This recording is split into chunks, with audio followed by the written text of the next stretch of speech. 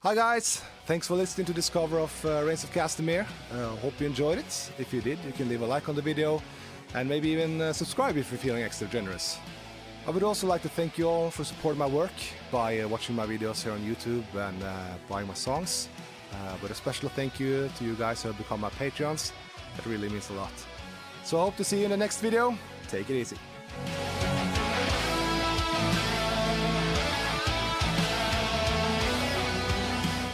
Yep, cool. How's it going, Song of Ice and Fire fans? Grant from UCATS Miniatures, and we're looking at Season 5 changes. James, how are you doing? Yeah, all good, thanks. Thanks for having us on again, Grant. Oh, welcome, mate, welcome. It's nice having you on board, have a little chat. To be honest, mate, I'm struggling at the minute. I've just come back from a wedding. I've got a slight headache. It's obviously nothing to do with anything to do with booze. It's me just being awesome. So I'm gonna need you to help me get through this. Let's get cracking on, shall we? Yeah, you haven't stepped into a hidden trap, have you?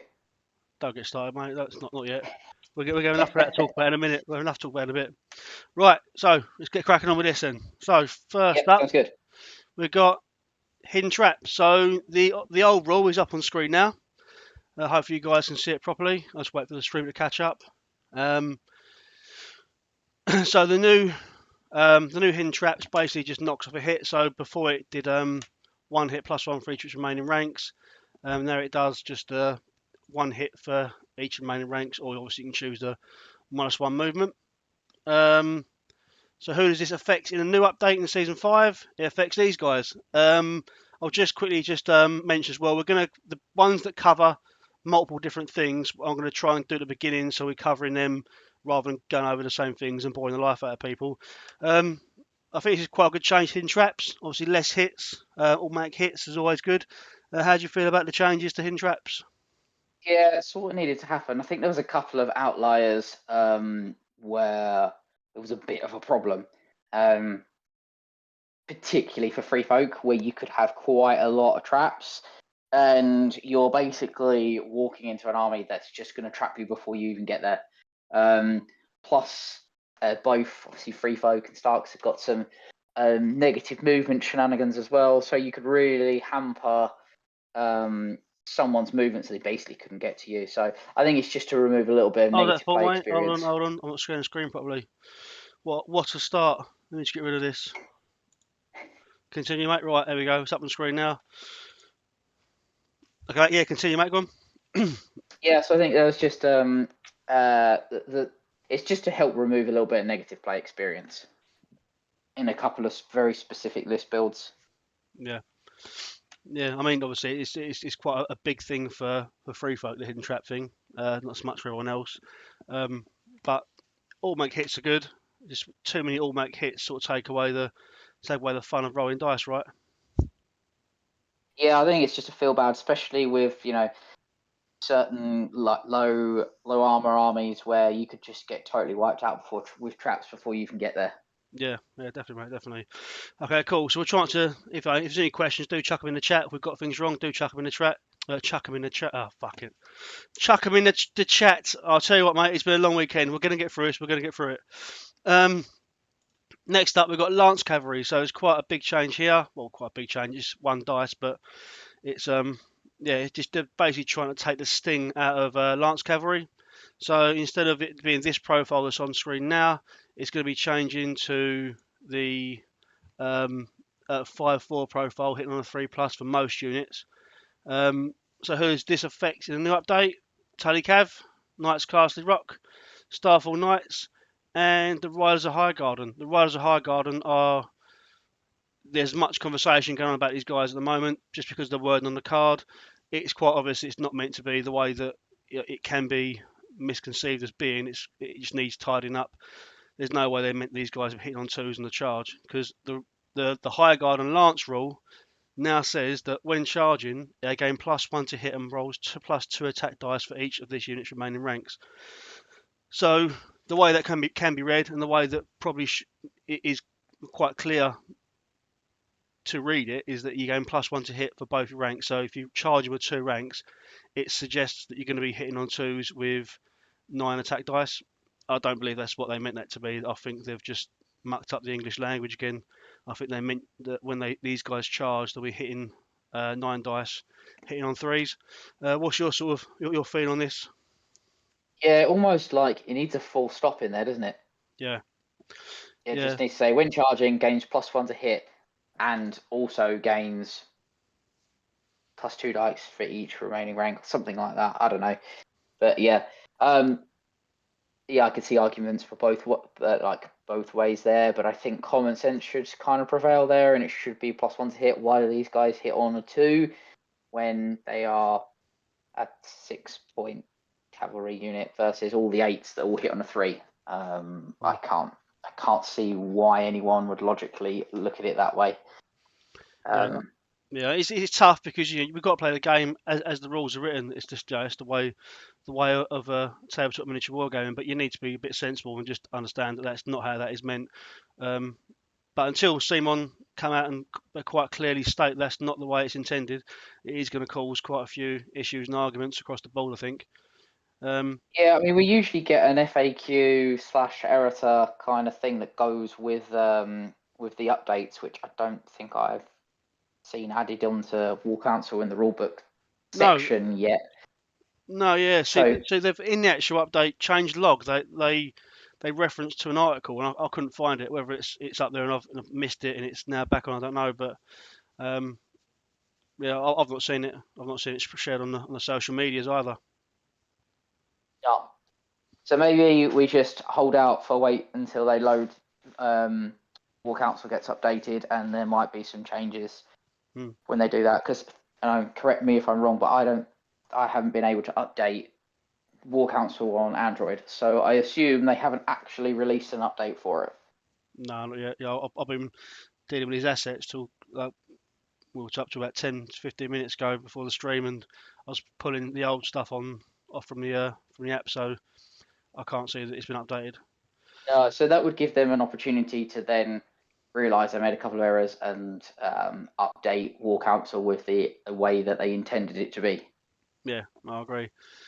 Okay, cool. But as for the Lancer in general, though, taking it away from the High Garden, Rise of High Garden, I think it's a good change. I mean, it's only losing 1 dice, and I think some of the problems that stem from Lance Cavalry isn't going to be resolved with 1 dice. But it's a small step in a direction. How do you feel about it? See, I think Lance Cavalry were kind of fine before anyway. I don't think that this is the issue. I think there's an outlier in one of those particular units. There is a lot stronger than the others because of the way that lists can be built. But I think Lance. You mean the Riders of High Garden, or? No. It's our friend the Tullys. Yeah, you leave them alone. As we know. Yeah, I know. I think there's a couple of builds that make them just quite difficult and more difficult to play against than the other Lance Cavalry, which can be affected by other things more so than, to mitigate the fact that they're really good. But yeah, I mean, the change is good. I think it's designed to represent that once they lose that charge, that actually their top ranked sustained dice is less than what other sustained melee 8-point cavalry is, looking at something like Flayed Men, which are 6 dice on 2 ranks, which they should be, right? Yeah. They should have less dice trying to fight with a lance in hand to hand than others, I suppose. I suppose that's the logic there. Yeah, I think it's going to hit Starfall Knights quite hard because we don't tend to see too many units them knocking around. I think taking a dice off them might have a bit of a put a bad spin on them. The other way they could have gone with it, right, is they could have left them 6/4 and just changed Lance to be +1 dice for each rank. Yeah, potentially, yeah. I think the thing is, it's supposed to represent how devastating a Lance charge is. So I think rolling in with 9 dice will do some epic damage, which a charge unit cavalry should do. I quite like how A Song of Ice and Fire, the miniature game, has always represented that quite well, because you don't tend to get that devastating charge that in this game in other games that you do in this game. Yeah, that's very true, but it also has to balance out well with the way the rest of the game is played, because that 8-point Lance cavalry unit could potentially just win the game by just domino affecting everything that you've got. Yeah. And certain factions struggle to deal with that more than others. Yeah. Yeah. Okay. Well, we'll see. The jury's out. We'll see if it makes a lot of difference. Yeah. The big question is are we still going to see Tully Cavaliers? Yes. Are we still going to see the Knights of Casterly Rock? Yes. Are we going to see Riders of Highgarden? Yes. Are we going to see Starfall Knights? Probably not as much. Well, we got a comment from Paperboy Jay in the chat saying that he runs Starfall Knights all the time. What do you say? There you go. Yeah. So never he's lost the fact to play two still units. playing 2 units. Yeah. Yeah, fair play. Well, that's awesome because the Starfall Knights are just quality miniatures. I know I tend to feel like I'm like an old dad when it comes to miniature wargaming. I sit here and go, yeah, well, the miniatures are lovely. But I do mean it. I think that having nice miniatures on the board and getting people to use them is quite cool. But hopefully, Paperboy J is going to better show us how to use them going forward and win some tournaments and point us out in the right direction, because I'd love to see more people use Starfall Knights and Riders of Highgarden, to be fair. And whilst hitting on 2s with 25 dice, they're going to be seeing the most tournament scenes, I imagine. Well, to be fair though, I think the Riders of Highgarden were fine beforehand. Yes, I know it was kind of the drawback having a 4+ to hit was a bit pants, but they're a 6-point unit, so it's reflected in that. And Owls of the Fury giving them +1 to hit is always an option. So yeah, I think they were still good before. Yeah. I don't think this is going to affect things too much. Yeah, I look forward to seeing how the Baratheon players ride. If we've got any Baratheon players listening that sort of want to give us some ideas about these riders, if you're going to use them, if we work on the assumption it's going to be 9 dice hitting on 3s and a charge, would that change you to use them more often? We don't tend to see too many on tabletop, so it'd be quite cool to, again, great models to get them on the board. Okay, I'm cool. sure there's someone out there that's worked out the dice math algorithm of the difference between what the likelihood to hit is on a 3 with 9 versus what it is with 10. And maybe that's the way it's played out, and that's why they've done it. Who knows? Yeah, definitely. Okay, cool. Right, so let's crack on for the next one then. Boisterous Charisma. So this has now changed from what is on screen. So it now says the Boisterous Charisma, what used to say that they could never be targeted by enemy orders, tactic cards, or be influenced by enemy NCUs. It now says that each time this unit passes a panic test, target one enemy in short range, they become vulnerable and weakened. So it's like a short-ranged, slightly different version of Warcry, which is quite good, but it's also a panic test. So if you get shot by archers or attacked or crown zapped, you're passing that panic test. You're then chucking these out and looking at some of the attachments with this rule now. You're going to be passing quite a few panic tests with them. So let's talk about who that affects then in this new update. Mance Raider, Golden Company Officer, Elias Sand, Renly Baratheon, Lord Paramount of Stormlands, and Asher Greyjoy. All great attachments anyway. But I like this change. I do like it because I did tend to find that before Boisterous Charisma could be a little bit very powerful against some armies. And I like the fact that it's pushing into the token play side of it rather than just control and manipulation of the rule set. So I quite like it. I really like it, in fact. Do you have any thoughts on the Boisterous Charisma changes? I think the main thing is, right, it's a lot cleaner. Boisterous Charisma, is the original version, was one of those weird interactions with targeting and who's targeted, am I targeted, and it just caused some problems with some unique scenarios. Yeah. Which has obviously taken us a long time to work out how things are supposed to work, etc., etc. So I think it's just removed that problem. The problem has gone away. There's no arguments now of, well, it's blocked by this, that, and the other. It's a new ability. It's a good ability. It's different. It's on really thematic characters that you could see doing this kind of effect. So yeah, I like it. And all in factions where I suppose the tokens are quite useful. Yeah. Yeah, well, Weaken's always good, isn't it? We know Weaken's one of the most awesome defensive, the premier defensive token out there. So it's good to have that there to pop them out as well. Got Brian McGonigal in the chat as well now, and Carl. Yes, and Elia's Sand as well. So while we're on here, she actually went down, which went from a 2-point attachment to a 1-point attachment. We're going to go over the individual changes for the factions as and when, but I realised I put this in here, forgetting that she'd actually gone down a point. So we'll quickly go over that as well, mate. So Elia's Sand now, as a 1-point attachment, she has the new Boisterous Charisma and Precision. I think for 1 point, that's quite a decent deal. What do you think? That's a pretty good package, isn't it?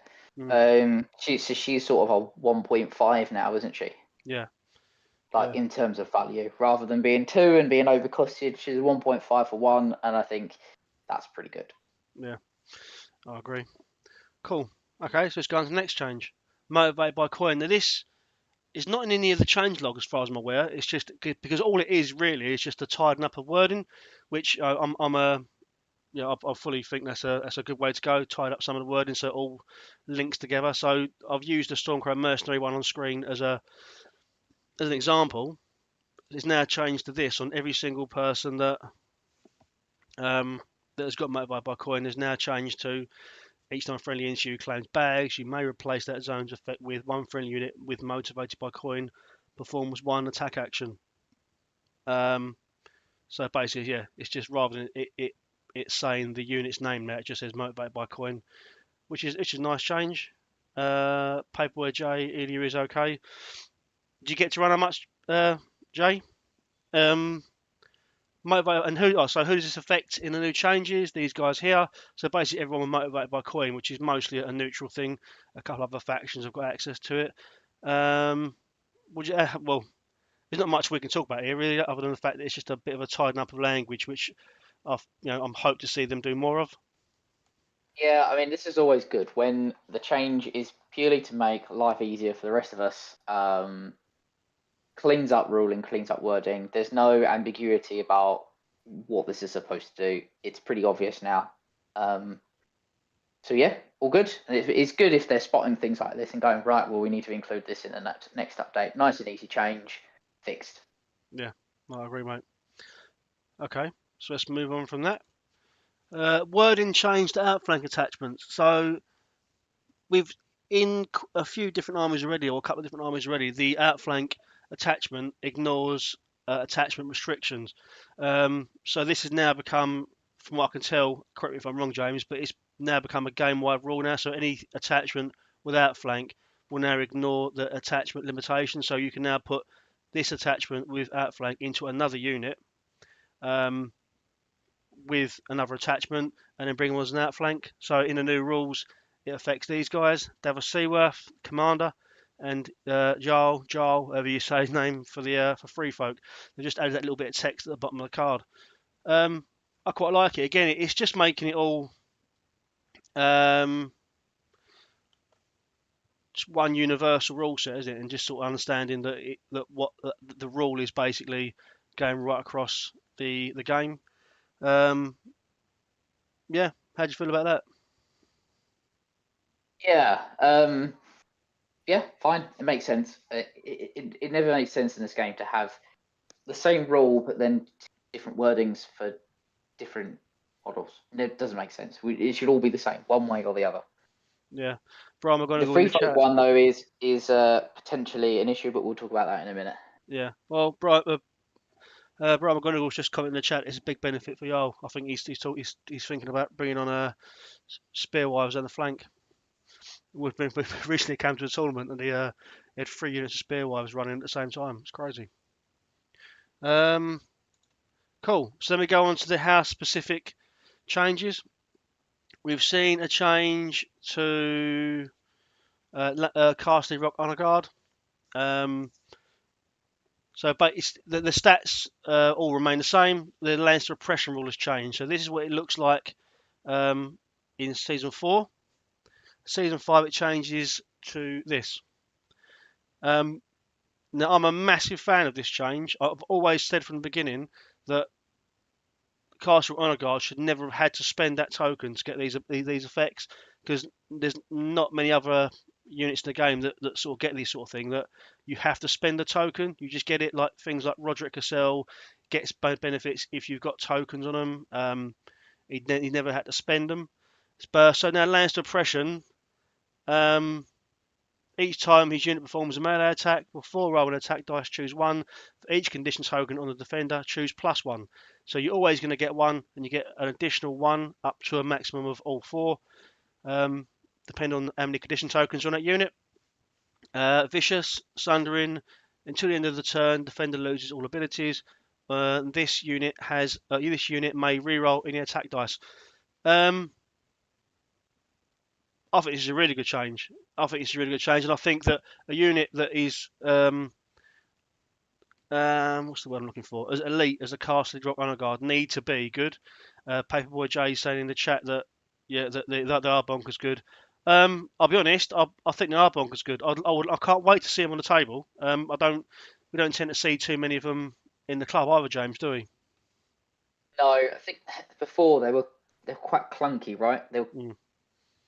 They either did nothing or they were amazing. I don't think there was any kind of middle ground for them.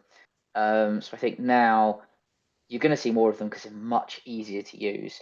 Also like the fact that the wording specifically says it's before rolling attack dice you pick your abilities, because it then means that should you decide to, you can spend all the tokens as part of that attack. Yeah. Which is good. It's definitely good. Yeah. I think the problem before is you look at their points cost and you thought these guys are not worth it. They don't feel like their points cost. Whereas now I think they're probably there. Yeah, no, I agree. And there's plenty of attachments out there as well that will give you more bang for your buck, especially when it comes to condition tokens. Yeah, I mean they've got plenty of options as well for token play and Lannisters, so it's not like it's going to be difficult to get tokens out onto units. Yeah. Did you feel like your Lannister player will now run these more regularly? I would think so. I mean, they'd be great for putting commanders in. Which is, they've got a bit more punch now. Yeah, and that's what it should be. The Casterly Rock guys should be exactly where you put your commander, thematically. I mean, now that they also, obviously, last update got a speed bump as well, I can see these being a really good place for Gregor to go, right? Paperboy J just saying in the chat that his buddy plays them with Jamie Commander in a panic list. Obviously, we've got a friend that plays a panic list with Lannisters. It'd be interesting to see whether or not he rolls that across and runs these guys and tries to get some benefit out of these. Yeah, nice. Yeah, I think there's some lots of good places for commanders. Lots of different commanders are going to work really well with these guys. Yeah. And in fact, you know what? They work really well with Tywin as well, which we don't really see very often anymore. Yeah. Which is a bit of a shame, really. I'd love to see more Tywin. He's such a quality character in the lore and the fluff in the show and stuff. He just he just sort of gets left by the wayside for his brother normally, isn't it? Yep. Cool. Next up, we have the change to the high Sparrow. So, put his old cards up on the screen now. He's had a change to his attachment. He's had a change to the mercy of the mother, and he's had changes to protection of the father. So these are new cards. So he's now, he's lost insight and gained intimidating presence, which is nice. Intimidating presence is always a really good rule, and Lannisters tend to benefit from intimidating presence quite a lot. They push you through the panic damage, and I quite like it. The mercy of the mother. So I'll have to bounce between these two. It's not really up to date with these changes. So the difference being now that what is it? The morale test. Oh, you remove one condition from you remove one condition token from that unit now. Then they form the morale test, and on a success, they restore 2 wounds to that unit, plus 1 wound for each of its destroyed ranks. Yeah, I think the idea is, I think that the on that card, this now gives you something even if you fail your morale test, right?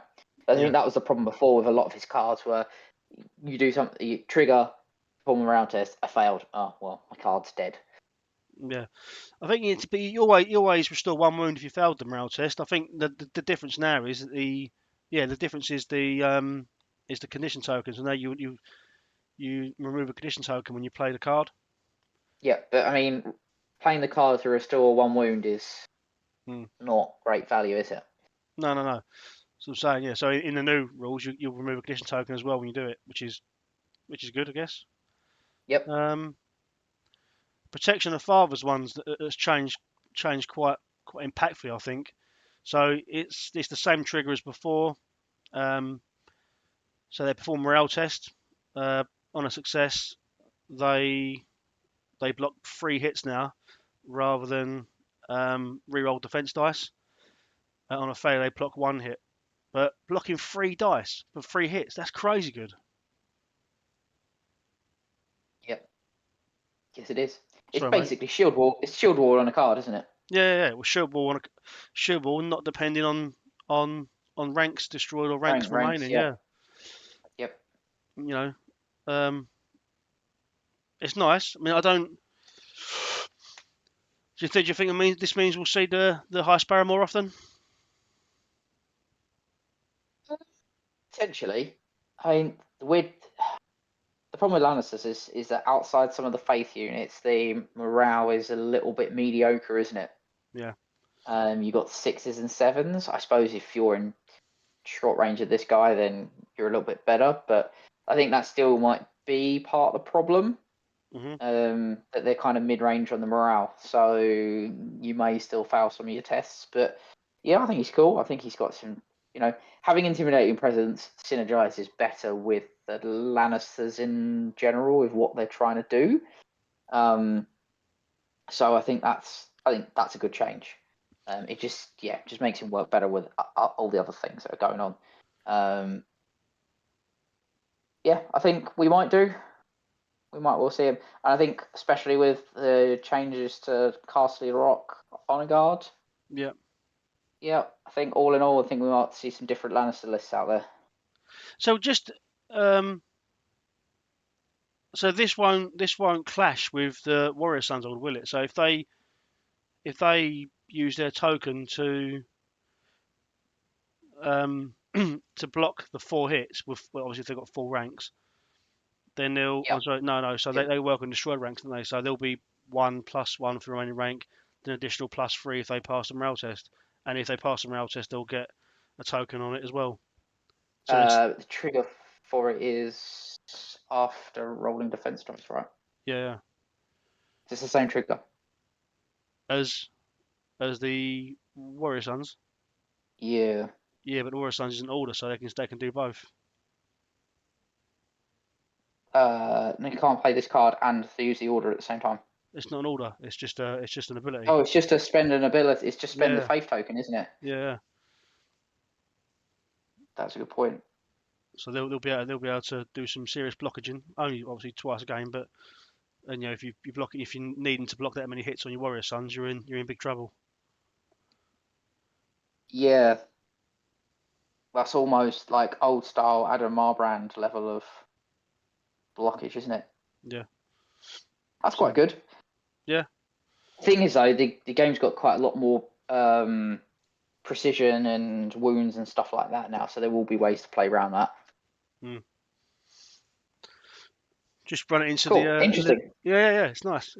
It's good changes. And it's making cards better for commanders that we don't tend to see too much of. So hopefully we'll get to see him more. Paperboy Jay saying it is Sparrow's very cool.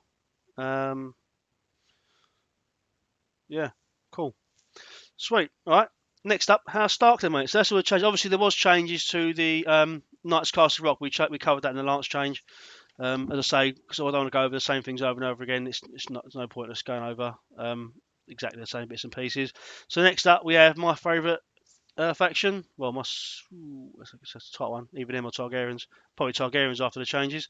So we've got House Stark. House Tully Swarm Shields have gone up a point in movement. Yeah, that's it really. More speed. Everyone likes more speed, don't they? So it helps you get to the tokens a bit quicker in the centre of the board, hold position. Speed 5 is quite big for an infantry unit. Do you think it will change how amount we're seeing these guys played? It might do. I think obviously Starks are a speedy faction, so are all about positioning, and them being a speed 4 kind of left them in the dust, really, didn't it? Yeah. So I think we might see them a bit more. There's no kind of pattern to being a 3-up armor heavy infantry, and the speed is there because poor old Baratheons are still stuck at a 4.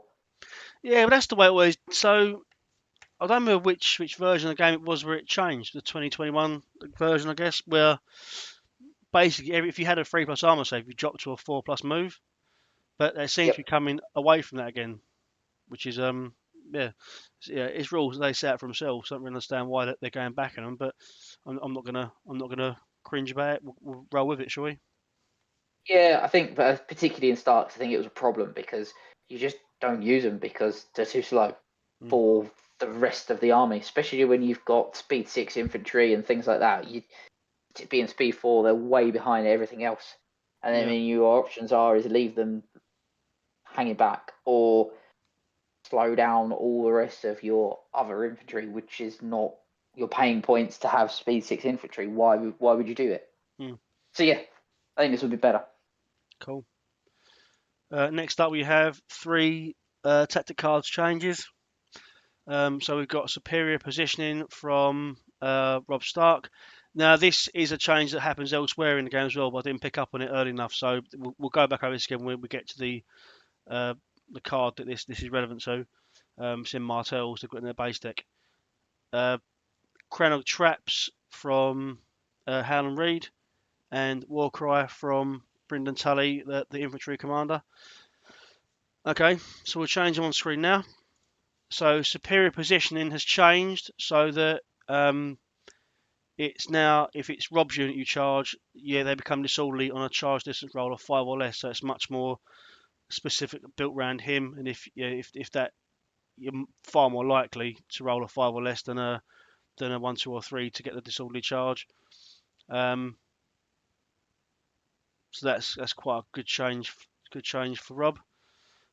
And the Crenel Traps change. Sorry, I'm sort of going through these as we go through them because I've not had a chance to really proper get into these. So the Crenel Traps change is now when an enemy performs a maneuver, march, or retreat action before resolving action. So instead of when they activate now. So it's now you're playing the card specifically and getting the effects of the cards, whereas before you could activate, play the card, and your opponent could choose not to move, and basically just make the card completely and utterly void. It now is specific that it's always been like that. Yeah, that's it. So basically, you're definitely getting payment out of that card. And Warcry now has changed for Brynden Tully now that it's not his unit specifically. It is now any House Tully unit on the board. They get the extra kicker of them becoming panicked and vulnerable. How do you feel about these 3 cards? Yeah, so I think superior positioning it's a good change. It makes it a bit more useful, a bit more commander specific because it was an okay card before, but obviously quite a few of the factions have got abilities to be able to re-roll your charge distance. So I think this, switching this to a 5 for your commander's unit makes it a much more valuable. And then again, we like cards that are commander-specific cards that are about that commander and what that commander is all about. This is Rob Stark's personality on a card, isn't it? Yeah. So we like that. Traps, completely agree. It's just makes this just more valuable, useful, easier to play, which is again what we like. We're just starting to see a lot more cards that we found that were difficult to play are all being changed to just make it just more user friendly, which is great. And Warcry, fantastic change. We will see this again a little bit later on, and I think the way they've done this now, again, I think it's really good because it's made it a bit more faction / mini sub faction, however you want to phrase it, wide better. So it makes it more useful to use. For example, if Brynden's on one side of the board, nothing in range with Warcry, then the card's not as good. So this just gives you other options. Yeah. Yeah. Also, he's pushing the House Tully affiliation is quite good. I wonder if that's a sort of like a precursor to a potential mini faction coming out of House Tully in the near future as well. Yeah, absolutely. And then you might also then see, actual Tully builds. So using, Blackfish with cavalry and the improved Sworn Shields. You might actually see Tully builds in Starks. So that would be quite good. Yeah. Yeah. Okay, cool. Although the prospect of Tully Cavaliers now pumping out Warcry is actually pretty terrifying. There's somewhere else as well, so they'll Yeah, exactly. they'll heal and deal off it as well. Yeah, the heal deal and give you 2 tokens. Hooray. Touch. Tom saying Chrono Trap has become a gotcha card, not good for the game. I can see that. But then there's also it's making sure you're getting value from a card. I mean, to be fair, there was value from playing it and stopping people from then activating before. Instead of having that sort of control element to it now, you're definitely getting the resolution on the card. Yeah, I don't know really. I suppose though that if you're playing into Howland, you have to prepare for the fact that that he has that card in his deck, and it's always a possibility. Same as when you play Blackfish, he's got set for charge in his deck. You have to account for it's a possibility. Yeah. And it's a D3 roll, isn't it, for dangerous terrain?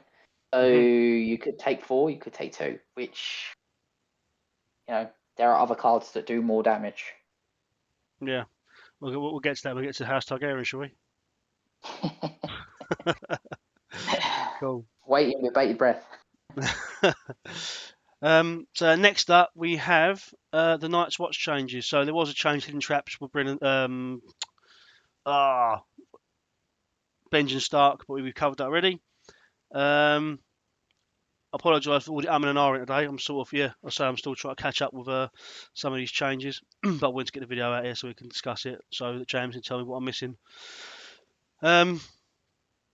So we've had changes to Sword of Darkness, the fire that burns the cold, and the light that brings the dawn. They're on screen now. I'll put the new cards up. So it's now changed, the Sword of Darkness. So the trigger is still the same. It now states that if the defender becomes vulnerable, anyway, so it just happens. But the kicker now is that if the defender has not activated this round, they will also become panicked, whereas before they needed to not have activated this round to get both effects. The secondary thing hasn't changed. The fire that burns the cold. When a friendly unit is performing a morale test, I'll throw in dice, so that stay the same. The only difference now being is if it targets your commander's unit, they'll pass the test instead of having to roll dice, which is really good when you consider that you need to pass those morale tests to keep these cards attached. Yeah, that's a nice change. It makes that charge, and the Night's Watch tactics deck need a little bit of tweaking, so it's quite nice to see him addressing that. The light that brings the dawn, that has now changed to the secondary bit, so the attachment part of the card has now changed. It says if this targets your commander's unit, that unit also cannot become panicked, which is a really decent thing to have, because as I've just said, you need to be passing those moralities to keep these cards attached here. So not being able to become panicked is quite big, really. What do you think about these changes to Night's Watch cards, James? Yeah, do you know what? I think the changes are good because it makes the cards better and easier to play. From we'll call it like a fluff thematic kind of setting, all of these cards are a bit more now centered around your commander. And when you think Night's Watch, you're thinking about the leaders that are leading these, like a bunch of rabble of guys that have all come together. I think it just makes the commander stand out a bit more. Yeah. Yeah, just purely from a thematic side, but actually from a practical side of playing all the cards, they're universally better. They needed a little bit of a boost.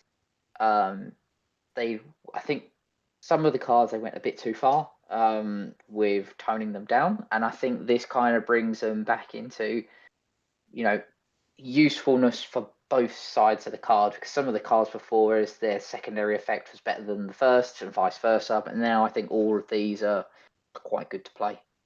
Yeah, and always the sort of darkness change. It's nice to be able to play the card rather than have to not play it because the opponent hasn't activated. Obviously, if they haven't activated, you get both of these things. But for those moments, you just need that extra bit of momentum to get the attack over the line. It'd be nice that the Night's Watch player can now play this. Yeah, to get that vulnerable token out. It is only melee attack, so it's not like you can pump it out and chuck out vulnerable, then shoot a crossbows, So I think it's good change, good changes, especially being able to automatically pass tests. That's quite big as well, especially with some of the panic builds we see nowadays. Yeah, I think this is, obviously the second two cards are just really going to help with making sure they don't fail those morale tests and then lose all the cards. Yeah. I think that's the biggest problem now. Yeah. Okay, cool. So next up we have Free Folk, and we'll start with the with these guys. So I've been away all weekend, so I've not had a chance to properly get into it. But I know there has been some epic kickoffs about the bear. So we'll Talk go about the bear first? We'll talk about the bear first. Well, Yeah, we'll talk about. Do you want to do the others first? I'll tell you what. If you've done your research and you've got a bit of your head round sort of what's going on with it, I'll let you crack on. I'll change the screen now and let you lead the way. Lead the way, James. So, the bear.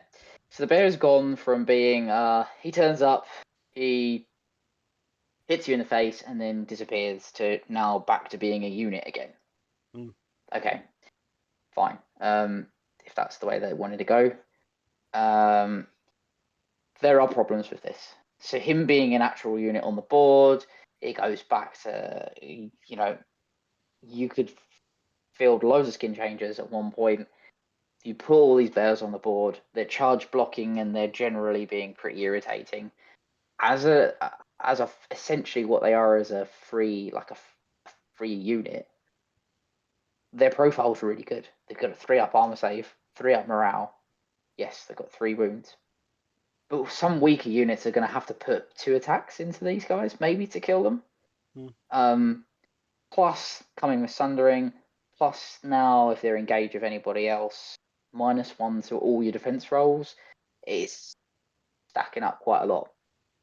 So that in itself, the card itself, just the raw stats for it are quite good. The secondary problem ties in with what we spoke about earlier with Jarl being now having no attachment restrictions. So I could see a situation where you have Raiders, you have Jarl, and you have a Skin Changer. Now the bear specifically states that it's deployed when it's selected, and it's selected when the Skin Changer is deployed on the board, which means you could outflank halfway through the game, put your Skin Changer on the board, pick the bear, and then deploy the bear wherever you want. Because there's no range restriction on where you can deploy the bear. It just says you deploy it within 1 inch of a friendly unit. It doesn't say the Skin Changer. It says a friendly unit. So you can deploy him on the other side of the board, so long as he's 1 inch away from an enemy unit.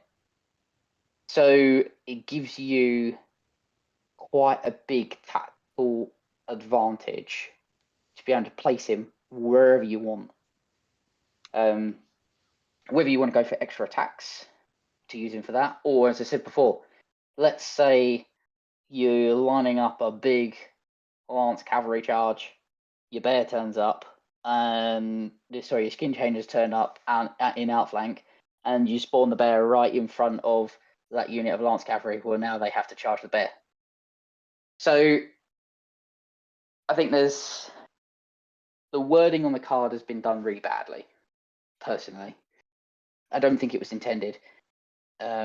Because why would you spawn? The bear should not spawn anywhere on the board away from the Skin Changer. He should spawn next to the Skin Changer, unless the Skin Changer has infinite range in controlling the creature, which seems just a bit much. Yeah. We'll see. It might be fine. We had a lot of problems when the bear was this kind of good before, and they sort of fixed it. And now they've done a rewind, and I'm not kind of sure why. No. at least the other problem is that the bear is infinitely better than the other two. So why would you take the other two when you could take the bear? Yeah. Which is bad for the game, right? The idea was that they've changed the skin changer to make him more playable. I mean, he was really good before, but people weren't taking him for the animals. They were taking him because he brought the animals and he had stalwart, right? 2+2 morale. Yeah. So he was a no-brainer for one point. Yes, they needed to take the stalwart off. That's fine. So to counterbalance that, they've made the animals better, but they've made the bear much better than the other two. So why would you take the other two? Yeah. Now, granted, the other two are still really good, so let's talk about those. Yeah.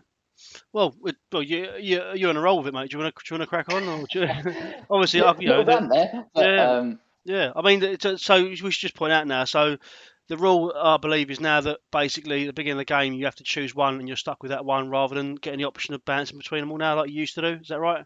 Yep, correct. So basically, it says the skin changer is deployed. Choose something, and then you pick whichever one. And as I say, the problem you've got is he can outflank now, so you can deploy him whenever you want, and you can then decide which one of these creatures suits you best at the time. Yeah.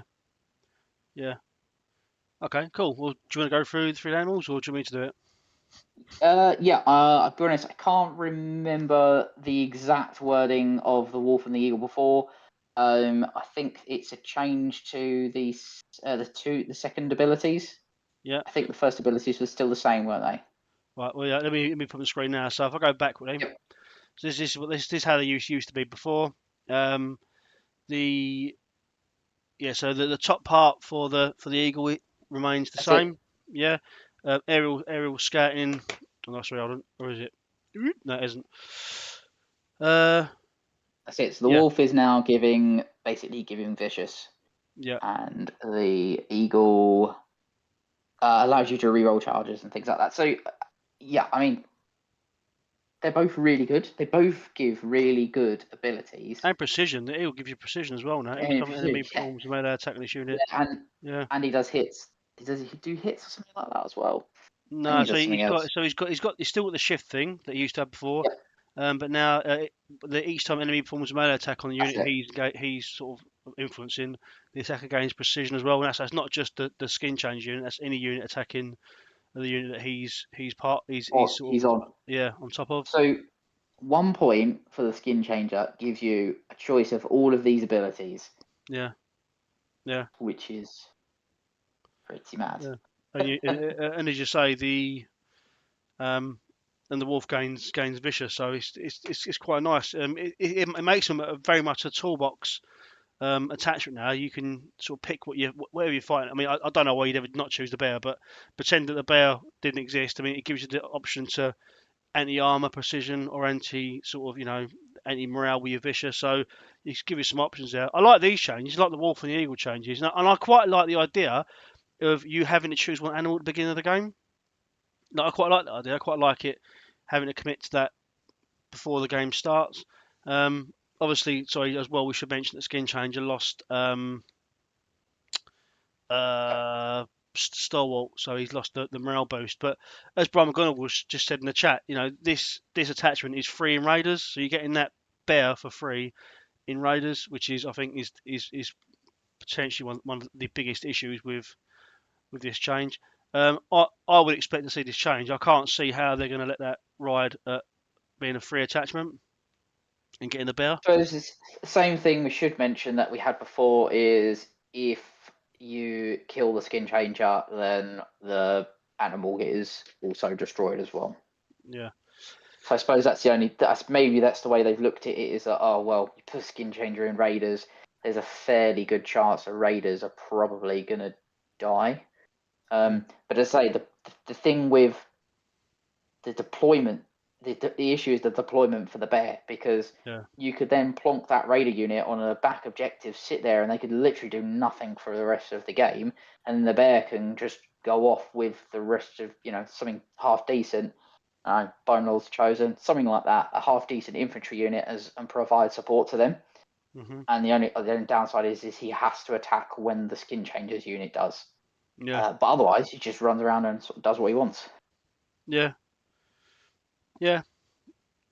does seem odd. I would imagine we're going to see that change, but again, it's same thing as the Tyrell Lancers, Riders of Highguard, and yeah, they've got to play it as it is at the moment until they come in and change it. But I would fully believe this is going to change because that just seems crazy. What? Yeah, you say it's just the deployment thing is mental.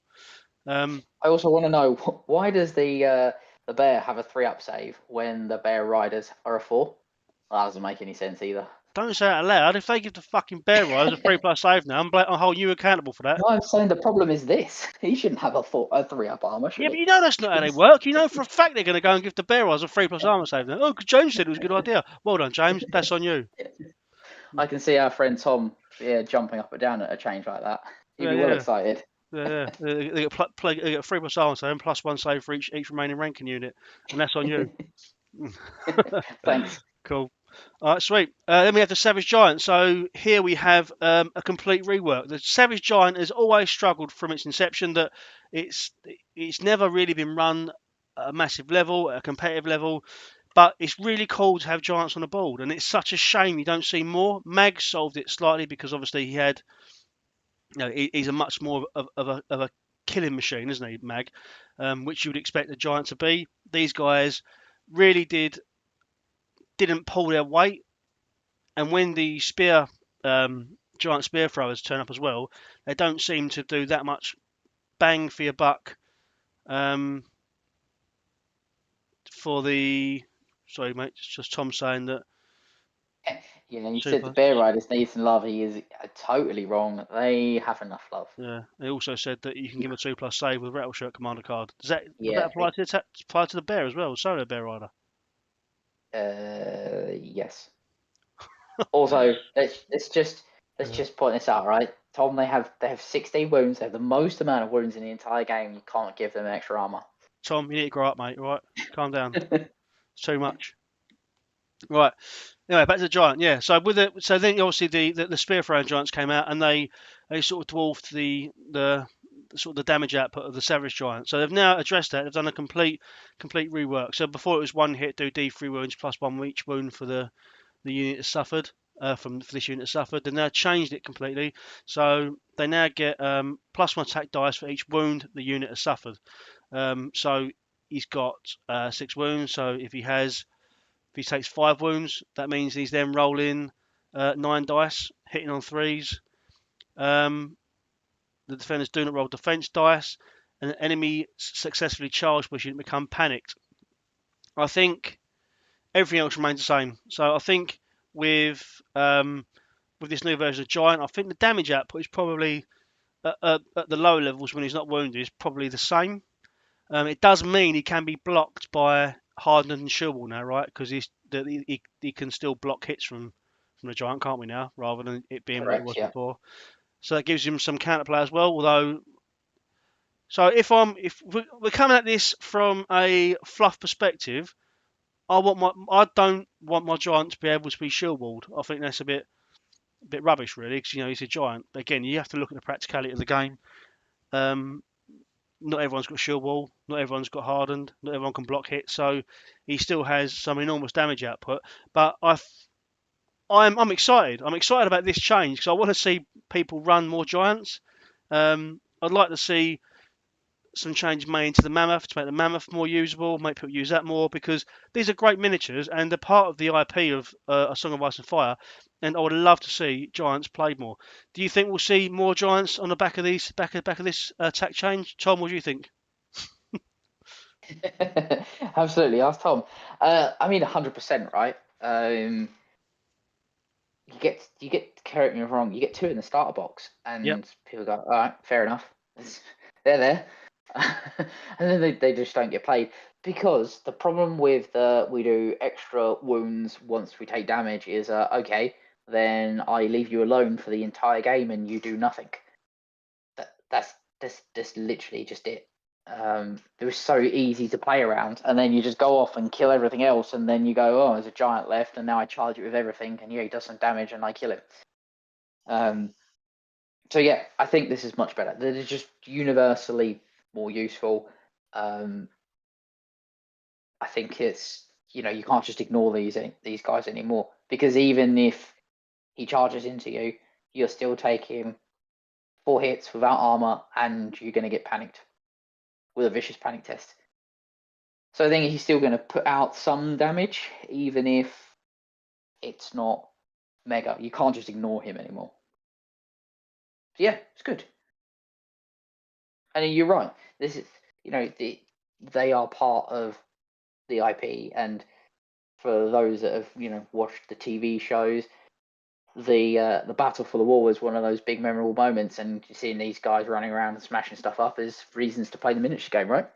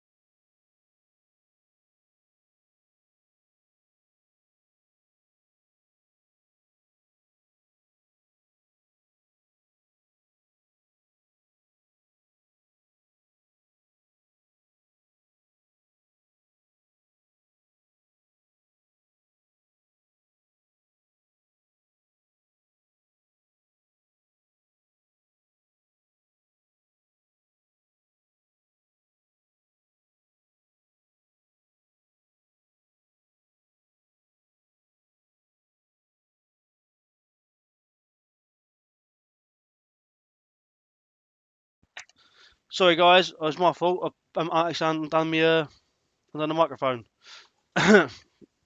So, what did we get up to, James? No, James. No, James.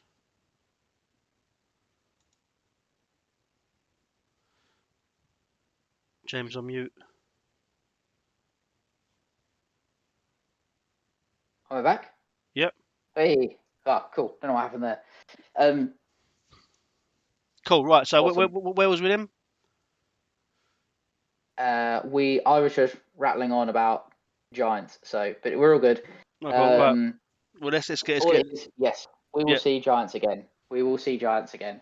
Nice. Although we probably won't see Tom running them. He'll still be running giant spear throwers till the end of days. Yeah. Nice. Cool. All right. Sweet. Right. So yeah, Harma's Vanguard. So what I was saying, not realising that the audio dropped out, is that this is such a strange. When they came out, it was such a strange unit. I've got a couple of friends that use them. Tom being one actually, Steve being the other. They use them quite a few times, but just could not get traction around this planned approach rule. I mean, it's a 5-point cavalry unit, so it's decent for that, I guess. But as a support piece, it didn't really make sense. So they've come in quite quickly and addressed that. They've changed plan approach.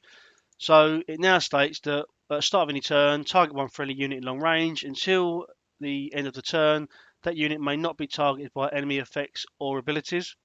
So it's taken away that really weird charge thing that it had to do. So it's I think it'll be a lot better now. Now it's just an order. You haven't got a charge as your first action. I think that should be quite good. Do you think we'll see more Harma's Vanguards run out? I've never seen them, so hopefully. Yeah, there's a few people that have used them. I think because they're still part of the community that will run stuff because sometimes you don't get the unit until you put it on the tabletop, and when you start running the tabletop, it then makes sense. But there's quite a few people that I know that have been running them that just couldn't understand them. They were just became a 5-point unit to run onto an objective and just sit in an objective, which is you want a unit to do something other than that. Otherwise, you might just take raiders. So I'd be interested to see if some people get some traction out of these. If you are running these and you are getting some use out of them, do let us know in the comment section or in the live chat how you're using them. But I think it's a lot better now, though. A lot better. Yeah, much easier to use, right? And we like that. Yeah, yeah. Then next up we have the free folk tactic card changes. So we've got Enrage from Mag the Mighty, and we have Final Strike by from Steer or Styre, however you wanna call him. So we'll start with Mag the Mighty. Enrage has changed from this on screen now. So the unit suffers two. So when a friendly unit, monster unit activates, suffers 2 wounds, it can reroll attack dice, and the defenders become panicked. I'll go through both because the image I've done has changed both at the same time. And Final Strike has come out of the deck for Styre. I don't know what the design choice was. We're supposed to see an article about it, but I imagine it was because, charging a Lance Cavalry into a unit of Raiders and doing them 11 wounds, 11 hits back with -1 to defense dice was always extremely powerful. We see this card in the Baratheon deck, and it's nowhere near as powerful as this because you never do that many wounds onto Baratheons. Anyway, Enrage has changed now, so that it still suffers the 2 wounds until the end of the term. That unit may reroll any attack dice, and defenders become panicked and weakened. So now get 2 tokens rather than just a 1. Styre sees a brand new card put into his deck to replace Final Strike. It now has when a friendly infantry or cavalry unit is destroyed, before moving that unit, it performs 1 melee attack action using its highest attack die value. If this targets Styre's unit, it may reroll any attack dice. I don't really know where to start with this. So I do think that Final Strike was extremely powerful in a Raider heavy army, the Final Strike card. So I think this will give you more value out of that maybe. You're obviously going to be able to attack with, Bonel's Chosen, the highest attack die value if they go. Obviously, you've just lost your unit, but it does give you some different options. You get the Vicious Panic test. And Enrage is nice to get more tokens. How do you feel? I'm glad. Just in the chat now, Brian said he likes the changes in the 2 cards. I'm glad he likes changing the changes because I'm not a free folk player. I've never ever played them. I enjoy seeing them played. Not where Mance's at the head in the last edition, but it's nice to see that people are actually enjoying these changes. I think Final Strike was an extremely hard card in a free folk deck, but I can sit here and ramble for ages. Would you think of these? Yeah, it's a real feels bad, isn't it? Mm. For that exact reason, is that I've just done 11 wounds to your Raider unit, and now you get punched back in the face far harder than what the Raiders took, sort of thing. So yeah, good change there. And you're right, it's balanced in. It's still frustrating, but still balanced in the Baratheon deck because of good morale and good armor. Yeah. So the damage is kind of limited there. Also, with Enrage, I think there needed to be more value for what you're taking the 2 wounds for, and I think this is probably it. I think this is probably better balance now, because taking wounds in the Monster Mash list is quite a big deal. Yeah. If you're playing all infantry, then it doesn't really matter. 2 wounds is nothing, but 2 wounds on a monster is quite a lot. I think you needed to get value out of what you're getting for that, and I think 2 tokens is probably it. And Weakened is probably a good choice, given that most of the monsters ignore armor. Well, they certainly do now. And the Weakened mitigates any hits you're taking back. So let's say you're sitting on the 4 wounds mark, you can then gamble to take the 2, have 2 wounds left, and then hope that the Weakened mitigates whatever retaliation you get. Yeah. So yeah. Whereas before, you probably wouldn't want to use Enrage unless you were sort of maxed out on health. Yeah. Yeah, so all good, I think. Yeah. Yes, Brian just said in the chat as well that Styre had the Fence Primacy, which clashed with Final Strike as well. I suppose the only thing with this now, it does clash with End of Sword, right? Because it's another on death card. No, because you attach Endless Hall, don't you? So that's all. It just sticks on a unit, and it happens when they die. yeah, because you're not playing the tactic card until when they die. That's just attached No, to that's the true. unit. Yeah. Oh, that's still fine then. Yeah, I think this is fine. Cool. I will just say as well. Yeah, obviously, yeah, the Brian says in the chat, so it now doesn't clash with Thin Supremacy as well, the Final Strike. So he'll get the benefit of that as well more. There were obviously changes to Mance with Charisma. There were changes to Hidden Traps with Baroque. There were changes with Jarl Advanced Ride Leader with the Outflank attachment non-restriction stuff again. It obviously that was we won't go over them, but they're just be aware of those changes as well. Next up, we have neutral changes. So we have a change to both jockeying units, both jockeying attachments. So the Archer Captain, well, these are up on the screen now. So basically, he's lost Overwatch and Widower's Protector, and just got acute precision on both attachments now. I think we were always going to see this. There was so much of the jockeying Widower combo. On the Everywhere. in every army, and having, I did one Sullied. I had jockeying in Stonker Archers and Widower in Unsullied Pikemen, and you'd attack the Widower and get shot by jockeying, and it was a pain in the bum. I would have liked to.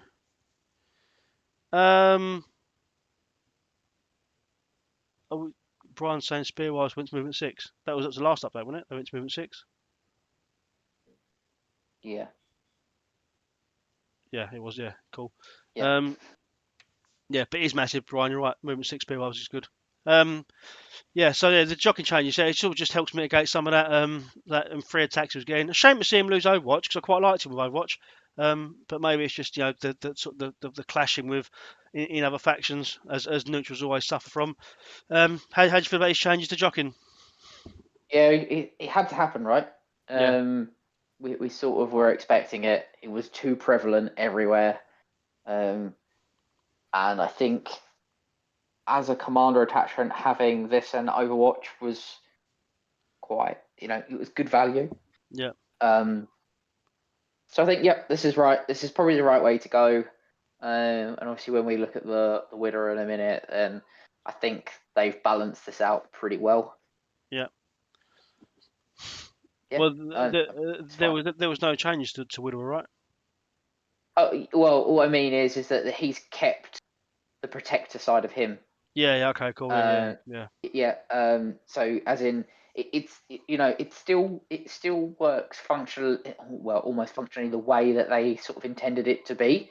Yeah. In this kind of, look, they're a pair. They come together. They work off of each other. But you haven't got this conundrum of, if I attack him, I get charged by this guy, or shot by this guy, or vice versa, or however it worked. Yeah. So I think that this is the way to have done it. So it still works the way that they really wanted it to, without causing too many mechanical issues. Yeah. Cool. Next up, we have a biter. We'll go over what his change was in a minute, and we have Roose, Bolton, the Leech Lord. So biter has gone from 1 point to 0 points. Roose Commander has lost Intimidating Presence and gained Prey on Fear. I believe that is what he had originally, wasn't it? Prey on Fear? Way back when he was first released. I quite like it. I quite like the fact that I think it's a shame they've taken Intimidating Presence away from other factions that were using him as a commander. I used him quite a lot in Greyjoy, so that was quite nice. But is there that I do feel like you shouldn't be pushed to use neutral commanders. I think it's you should be using your own in the house. And if I want Intimidating Presence now for my Greyjoys, I'm running Euron Greyjoy, right, which is a far more thematical thing. Yep. Agreed. Prey and Fear is great. You'd expect a Roose-led list to be pushing that panic damage, so getting those heals is nice. Spread Fear's a long-ranged ability, Carl, if you're listening. Biter going down to 0 points, another really good change. I like it. He comes with. I should have put it on the screen. But he comes with Gang Up, so it's a really cool ability. It's a shame we didn't see it more in use more, because again, it's I think it's actually a bloody mummer in the books, right? So yeah, if you wanted to run a bloody mummer army using Roar and Biter, it's quite a good way of sort of doing that as well. But the 0 point attachment, that's just value, isn't it? How do you feel about these 2 changes? Yeah, I mean, I suppose we'll talk about Roos again in Bolton's, right? Yeah. Yeah, so we'll cover that then. But I think, yeah, his change is fine. I assume the reason for the change from Intimidating Presence was it was causing problems in other factions in other places. Yeah. I'm not really sure, but yeah, fine. It's thematic, so we like that. Yeah. And Biter, I assume, has changed because we never see them. Yeah. A pair of them, Border and Biter. So maybe we see them more. Yeah, hopefully. It does. I quite like in this box. The box is basically pairings, isn't it? Yeah. So you've got these two. You've got Jock and Widower, and you've got Arya and the Hound, which actually is, thematically they're all pairs, and you have to fill them together, which it's different. Yeah. So yeah, it's not. I think I quite like that from the theme side of it. Just go record, if they make Arya neutral attachment 0 points, I'm table flipping. Yeah, that will be a problem. Yeah. So you mentioned there, but we'll quickly go over it. So I've got up on screen now. I've put the Roose Bolton Lord of Dreadful and Roose Bolton the Leech Lord. So these are both the commander versions of Roose. One for Boltons, one for neutrals. So I do wonder if maybe they have changed the rules to make them different. And I'll go over why I think that's important in a minute. But do you think that may be why they've done it? I would assume so. Yeah. Yeah. Obviously you can't use the neutral one in Boltons, but it's quite nice. They've tweaked stuff so that there's a different version of Bolton to the neutral version. And the reason I feel this is important, and I really, really got everything crossed, that it now opens the door to do we see Bolton units that are different to the neutral counterparts, which would then make Bolton so much better because you could then tweak their units, make Flayed Men the nuisance and powerhouse that they used to be, but purely for Boltons. And that is something that I would love to see. I know it'll be hard to balance it, but this game has never been perfectly balanced, although I feel it's balanced more now than it's ever been. Well, other than the bear. So I'm really excited about that. Do you think that may be where we're looking to see this go now? Yeah, I mean, we've been saying this for a long time, right? I think the way to make Boltons better was to give them their own kind of identity outside of the neutral units. And to be fair, we talked about it with having a neutral army as well. That if you play a wholly neutral army list, this should be a benefit to playing all neutrals, other than just what everyone else can take. Yeah. And I think there's plenty of ways that they could tweak that, even if it's they could even put in something similar to like the Raiders of the Iron Islands kind of ability where you have a faction card that just changes them, right? That when you take all these units in a Bolton army, it does this. Yeah. And that would be an easy fix. Yeah. But yeah, fingers crossed. I think I can only assume that, as you say, that it's to make them stand out, that they're different. Yeah. Yeah. And make Bolton players want to play them as Boltons rather than as playing as the neutrals in a neutral army. Yeah. I think again, I would really sort of we can do a whole episode on this, and we probably should do really. Good, yeah. It's something that I really feel quite passionate about is the having Targaryen style Stormcrow units that can be in each faction and run them, use that as a neutral way of doing stuff, put in do away with the neutral thing other than potentially NCUs, and sort of saying you can take one NCU neutral. Well, let's not go into it now. We'll hold us back. I don't want a 9-hour episode here. So next up, we have Fear Keeps Man Alive tactic card for Roose Bolton. We will see this again later on. Again, it's one of the ones I missed out. We'll see this again in the Bolton deck because the Boltons have this as a base card. So now with Fear Keeps a Man Alive, this is the old card. The new card is this. So it's the same as it was before, except the fact that if the enemy is in short range of Roose now, you restore an additional wound. That's just a little bit extra, I guess. Makes it more playable with Lannisters, because then they'll be getting the high Sparrow, and that on top of that, it'll be healing all over the place. But yeah, it's a nice change. You feel? I don't think it's a massively impactful change, but how do you feel about this on this card? I suppose it's just to remove. Feels bad if they fail by 1, right? Yeah. I can only assume that that's what that's there for. Yeah. But Agreed. that, I mean, although that could become problematic in Lannisters, right, where you've got damage modifiers on the panic tests. Yeah. But I'm sure it'll be fine. Yeah. Cool. Next up, we have House Baratheon. So first up, well, what I'll quickly do is just say, so we had changes to Davos, which we've gone over. We had changes to Renly with Boisterous Charisma, which we've gone over. We had a massive change with Rise of Highgarden, which we went over at the beginning, where we covered lance changes. So other than that, very few changes for Baratheons. So first up with Andrew Estamont. Now, I believe this change will stem from the fact that the new Kingsguard ability requiring the opponent to not control the crowns rather than you controlling the crowns. So it makes this quite irrelevant for Andrew, really, because the Kingsman ability isn't about controlling the crowns, it's about your opponent not controlling it. And the fact they don't automatically pull out as the Fury anymore. So this has changed now. So it's only the first of the King's Men that's changed.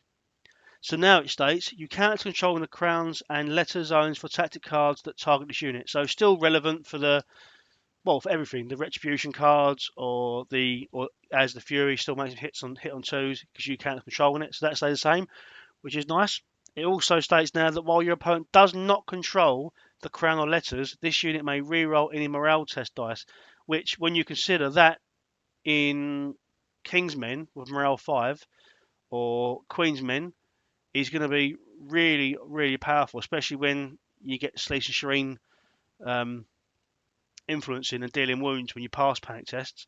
So I think it's quite a nice change. I quite like because this is, I think, the third time now we've seen, or maybe the fourth, that we've seen the whole whilst your opponent does not control zones. So again, it's forcing your opponent to control the zones. How do you feel about this change around your Estamont? I quite like it. Yeah, I mean, I like it in the sense of it makes him functionally better within the army. Yeah, which is great. He's going to be super powerful, right? Yeah, I mean, he's just supercharged some of the Stannis side lists. Yeah, because I mean, I assume that affects all your to the last and all that kind of stuff as well, doesn't it? So yeah, yeah, he's cool. Yeah, he's cool. I like him. He's building into their control style a little bit more as well. It's nice. Yeah, good. Yeah. When he first came out, it was a really powerful control commander because I run Baratheons when Stannis Lot was really low down the rankings prior to, I think, during COVID. And at the time, he had a card that let you take wounds on units to get rid of opponents' tactic cards. So he was sort of my anti-Tyrion Lannister commander. And he's gone from being that to like their super aggressive commander. So yeah, nice. Everyone needs a haircut a little while, doesn't they? A little change up. And he's decided instead of stealing people's cards, he's going to snap their toes, which is awesome. Yep, absolutely. Next up, we have Inexplicable Return and Tactical Approach. I've had a check of the tactical approach change, but not so much of an Inexplicable Return. So bear with me whilst we just go through that one. So these are the old cards up on screen. I'll change them to the new cards now. So other than having a spelling mistake in it, I think Inexplicable Return is probably secondary effect, right? Yeah, just having the secondary effect. Is that the only difference in it? I think it is, isn't it? I believe so, yeah. Yeah, okay, cool. We just see that in most decks that trigger off of the commander, which obviously it doesn't really, but at least it lets you cycle your deck a bit quicker. So that's a nice change. That's just an extra little bonus, that card. If you're using it for what it's meant to be used for, good for you. If you wasn't, at least you can start getting cards out that you actually wanted. Yeah. Tactical approach. So this is quite a big one. I know that Rid is still crying about it. despite not playing the game for a little while. So now, instead of doing D3 wounds for spending the condition token, you just do 1 wound. And if you're a standard unit, instead of doing 3 wounds, you do 2. It's still automatic wounds, and it's still very powerful. It just isn't as super powerful as it was. Automatically dealing 3 wounds on your attack is incredibly powerful. That's up there with Berserker tactics. So yeah, it's just brought the card down a little bit. It's still a good card. They're both still good cards. How do you feel about these cards, James? Yeah, I mean, tactical approach needed to change. Yeah, It's just way too good. And if you draw this round 1, you're in the world of pain for the rest of the game. And yeah, the inexplicable return, great.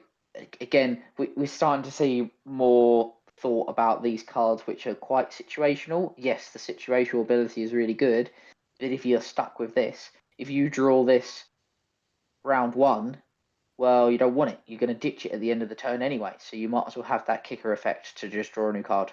Yeah, no, agreed. If there's any Baratheon players in the chat, make sure you give us a message. Let us know how you feel about these changes. So next up, we have House Greyjoy, the powerhouse of House Greyjoy. So just going over some of the wider changes, we saw Boisterous Charisma change to Asher Greyjoy at the beginning, and that was it, I believe. So let's talk about Ironmakers then. I loved Ironmakers, man. The Ironmaker models are probably some of my favourite in the game. They are so hench. These guys have gone from a morale 7 to a morale 6, and the melee attack dice value is increased from a 754 to a 755, giving them a little bit more consistency on the middle rank, on the lower rank. They've taken pillage off their car as well. That's the old one. This new one, right? Yes, that's a new one. But the one you got before there is the old one. Oh, okay. Right. The new card it just says if it's got 2 pillage tokens, it gets +2 to defense saves. Okay, right. Ignore this card then. This is the card we want to look at. But basically, what I've just told you then is what the changes have been made. It's a nice change. We don't see loads of Ironmakers on the board. I tend to run a couple of units in a Balon-led list. I really enjoy them, but I don't think that's the most competitive way of playing. They've had quite a big change here, really, haven't they? So the attack profile was changed. We've got a change to their armor save. Yeah. So before they started on a 4, and they're now starting on a 3. Yeah. And +1 morale. Yeah. So yeah, dropping from 7 to 6, and then 1 pillage gives you a 5. 2 up, 5 up is pretty good. Yeah, and with your pillage tokens, that goes from 866 as well, doesn't it? Yeah. And then I've been playing some Greyjoys recently, and then you drop in a unit of Black Tide Chosen, and these guys are really hard to kill. Yeah, I like them. It's good though. It's good that we'll see some boost for the think. Yeah, although I don't know if they necessarily needed to change. I think their problem that their pick rate is lower is because there are other choices at 7 points that you could play, which are very good. So why wouldn't you? I think that's what they're suffering from, but we'll see. Yeah. Well, hopefully this will bring them up to the same level as those guys. I don't think it will, because I know exactly who you're talking about, but hopefully it'll give them more. I like to see them become they are the premier defense unit for Greyjoy, isn't they? I mean, the fact that off the bat now that they start with a 3-up armor save, I think gives them a bit more of a place. That means you can focus on trying to put your pillage in other places. It doesn't necessarily have to go on these guys early to give them that defensive durability. And they probably make quite a nice commander bunker for various different commanders. So nice. Cool. I like them. Sweet. Next up, we have Balon Greyjoy NCU. So, we spoke about this quite a lot. We just knew the change was going to come because every single Greyjoy list, competitive Greyjoy list, has got Balon Greyjoy NCU in, bringing back a unit. in last edition, bringing back a fully pumped up unit, roided up to the eyeballs, ready to fight.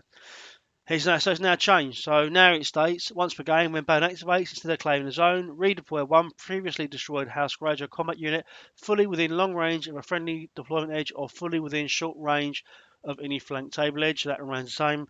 It deploys without any pillage tokens on it that it previously had.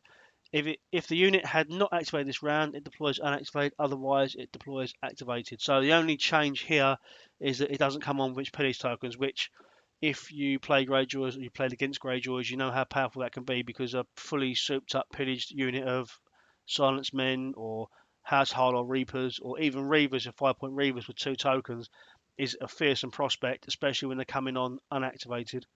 It was a change we knew was going to happen, James. Do you think it's enough? No. Unfortunately not. I really don't think it is. I think the problem is the value, right? The fact that, yes, okay, he's 5 points, fine. But you can afford to lose an 8-point unit early in the game and then respawn them. That's what the problem is. What they really needed to have done was restricted what he could have brought back. I think that would have probably been a better change. Look, pillage is great, but I don't know if that's enough, because if you spawn a unit of Silence Men with an attachment at the rear or in the flank, it doesn't matter whether they've got pillage or not, because they're going to earn that back. Yeah. And there's quite a lot of ways that you can get pillage back onto them quite quickly and easily, especially if you're halfway through the game. There's loads of ways to move them around and stuff, so I don't think it's going to make a lot of difference. They really needed to do is limit keep his theme. I get it. I totally understand where they're coming from, but it needed to be a bit more toned down. We spoke about it for quite extent about what they could have done with it, but this is what we've got, so we'll see how it goes. Yeah, for sure. It's not going to change his pick rate. He's still going to be picked. Yeah. Which is sad, because it means we won't be seeing Balon as a commander, and as the big daddy of Greyjoys, that's pretty sad. Yeah. Well, in fairness, mate, I busted Roman as commander. I think he's a really good commander. But yeah, he's far outweighed by his NCU. But the unit's not deployable with attachments now, right? Oh no, sorry, yeah, it comes back. Yeah. So your points, though, my points are wrong. It's 7 points, yeah. But still, you're getting a 5-point NCU that's still activation for the whole game, and then you're getting 7 points back. Yeah, no, it's powerful. It's powerful. Cool. Next up, we have tactical changes. So we have 2 changes for Dagmar Cleftjaw. Coordination tactics and lust for glory. So coordination tactics has completely gone, and I've done something wrong here. What have I done wrong here? I haven't changed the name of the card. Right. So coordination tactics is gone. So ignore this slide. The top there shouldn't say coordination tactics. It should say Iron Envy. I do apologise. I'll try to get these done before we went on air, and it's obviously slipped through the net there. And Lust for Glory has changed. So the new Iron Envy states, when a friendly Greyjoy combat unit activates, this unit suffers 1 wound and becomes vulnerable. Choose 1 for each other friendly unit in short range with pillage tokens. Choose +1. Oh, sorry, I just read that. The comma's in the wrong place, mate. Choose 1. And for each other friendly unit in short range of pillage tokens, choose +1. So you can have Sundering, Vicious, or you can remove 1 pillage token from 1 other friendly unit in short range and place to remove pillage token on this unit.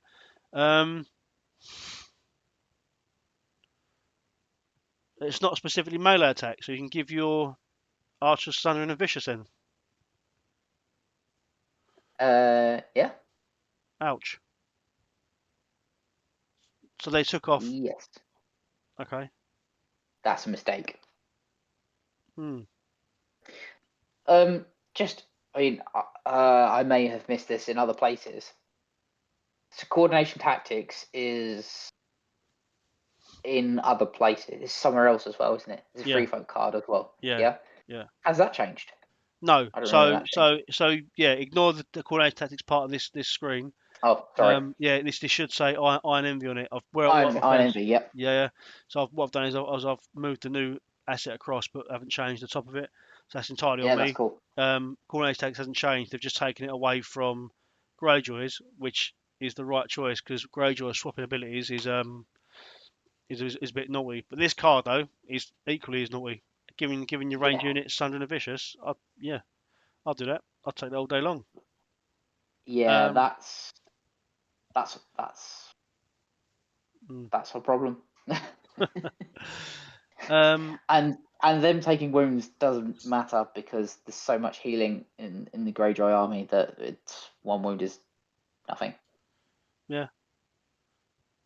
Yes, especially when you've got 4 Yeah, point. I suppose the only range restriction unit. is you've got to have units adjacent, haven't you? Yeah. But then if you're running, I mean, Dagmar's always been around running high activation lists. Yeah. So if you're doing that, then it doesn't really matter. But yeah, Sundering and Vicious on archers. Winner. Could be interesting. Nice. Lust for Glory. So there's been a rework here. So start of any turn. Now this is the one that gave you 2 peace tokens before, or it made you count as having 2 peace tokens. Now it's changed. The peace tokens don't really come into it. It just says target 1 friendly Greyjoy unit at the start of any turn. They gain 1 pillage token, then attach this card to that unit until the end of the round. While attached, this unit gains +1 to hit, which it did before. Also, while attached, this unit suffers -1 to defense dice rolls, which is what it did before as well. It's just that round. I think maybe to make it a lot cleaner than it was before, because there was lots of sort of work trying to work out sort of the way that the 2 pillage tokens interacted with some of the other pillage token abilities in the Greyjoy army. How do you feel about this change to Lust for Glory? It just cleans up the wording, which again we've spoke about before. We're pretty happy with. Yeah, 100%. Cool. So that is Greyjoy has changed. Next up, we have House Martell. So we'll start with the sweeping changes. So obviously, we've got Boisterous Charisma and the point decrease to Elia Sand, and the Starfall Knights Lance ability was changed from 6/4 to a 5/4. So it lives with the NCUs and some bits and pieces. So these are the 2 that are changed: Nymeria Sand and Doran Martell. So Nymeria Sand, we see her in quite a lot of Martell lists. She's a really good piece for the. Oh no, Nymeria's not one I'm thinking of. I'm thinking of the other one. I know. I'm thinking of is it Ilaria, the one that takes tokens away? Yeah. Correct. Yeah, Ilaria. Yeah. Sorry, my bad. So this one, so she's still good, but not the one I thought she was. So Lady Nim. So now she gives you extra stuff, I guess. It's now not dependent on the water gardens. So now it says if you want to a friendly unit, if you or your opponent controls crowns, you get vicious. Your opponent controls swords, you get critical blow. If your opponent controls horses, you gain movement. So that now takes away the dependency of bringing Doran for the water gardens. Now you can use her and get the full benefit from her without taking Doran in your list. So before we go to the Doran changes, because obviously the Doran changes are quite big, do you want to give us a little bit of what you think about Nymeria now? She was good before, right? Yeah. Especially when you reference the right one as well. Yeah, I mean, I think she's good. She was good before. I think this just makes her more playable out again outside of Doran. Yeah, absolutely fine. Yeah, makes sense. Yep, definitely. So the chat is now coming live a little bit with talk of Doran, because this is a massive change for Doran. So we can look how he used to be and look at this one now. Paperboy J, Nymeria is good now. The main issue is that the Martell's NCU is so good. Yeah. But it's a good problem to have though, right? That you got too many good NCUs. I feel the same way when I play play Greyjoys. Just the NCU lineup is good, and to be fair, Targaryens nowadays as well. So Nymeria Sand, Doran Martell. So now his Sunspear is changed. So he still brings the Water Gardens with him. Instead of that weird little mini game that he played before, which when it came out we screamed bloody murder that it was gonna kill the game because it was crazy good.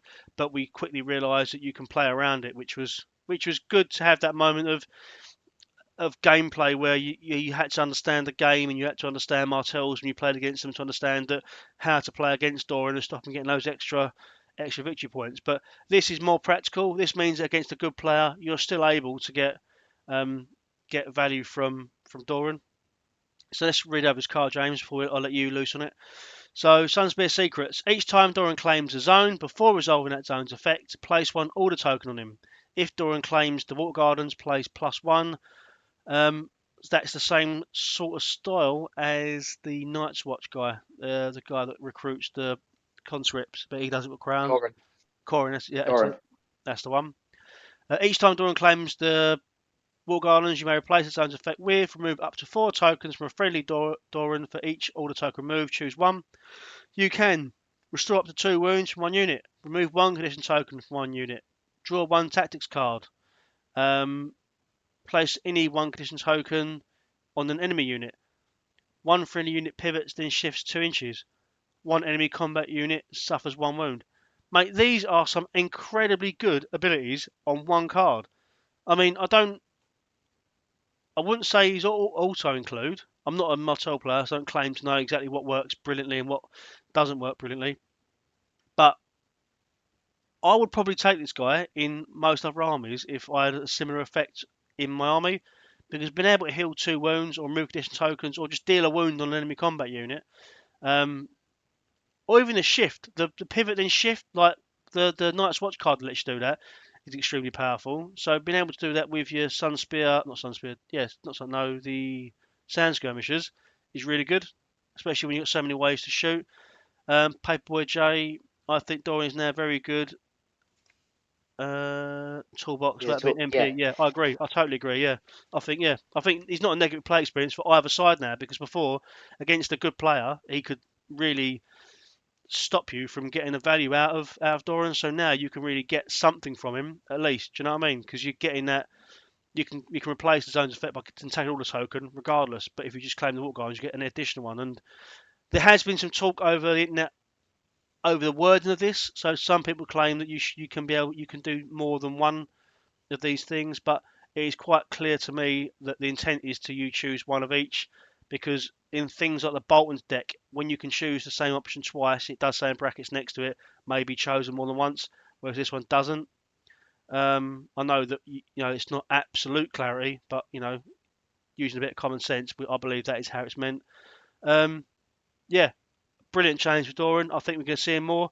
What's your thoughts on Doran? So I really like the fact that they've put in that you can remove up to 4 as well. Yeah. Because he now still has the element of, I really need to do this. Let's spend a token and heal 2, whatever, or draw a card at that moment. Or, like he was before, you can kind of save him up. Yep. And then round 4, maybe round 3, if you've had the Water Gardens, you can just kind of unleash him and just do loads of things. Yep. So I think he gives the Martells a flexible option to adapt to the game, which is really how their playstyle works. So yeah, he's great. I think thematically it's great. It's different. It's different to other NCUs and what they do, and it's still in keeping with what he was trying to do before, but I think in a better way. Yeah. So that way before was good. When he first came out, it was a great thing. The whole collect zones and get points. It was like a cool little mini game in it within a game, but I think this is more practical and it's far better. I think it brings him more in line with the rest of the head of the houses as an NCU piece, like Eddard, Tywin, Balon, all those head of houses that are on the tactic zones are really good. Cool. Next up we have the Strangler. So this is so I probably should have put up on screen that this is with Tying Sand, the NCU character. So when she on turn 2, she basically puts this on a zone of the tactics board. This is now changed. So this used to just kill an NCU after they had 2 tokens on it. It's now changed, so it has varying different abilities on it. So the unit now suffers the following based on the game round, affects the cumulative. So they lose all abilities. Wait, hold on. So does this affect infantry units now? No, this unit, you won't destroy a whole unit, would you? Yeah, so I think it's still. So yeah, they don't cancel control and attack zones for abilities or effects. If you may only activate this unit if you had no other units that can activate this round, and after Yeah, 5 because turns. you've got to read the flip. You got to read the flip side of the other side of the card, which will say attach this to a tactic zone. Well, you read the flip side. I haven't got the flip side, have I? No, I know we haven't. But the flip side of it will be the same as what it was before. Yeah. Which So, is from round 2, apply this to a zone. Yeah, and as Brian says, an NCU is sort of a unit. yeah, no, he's That's right. what they're He's referring right. to.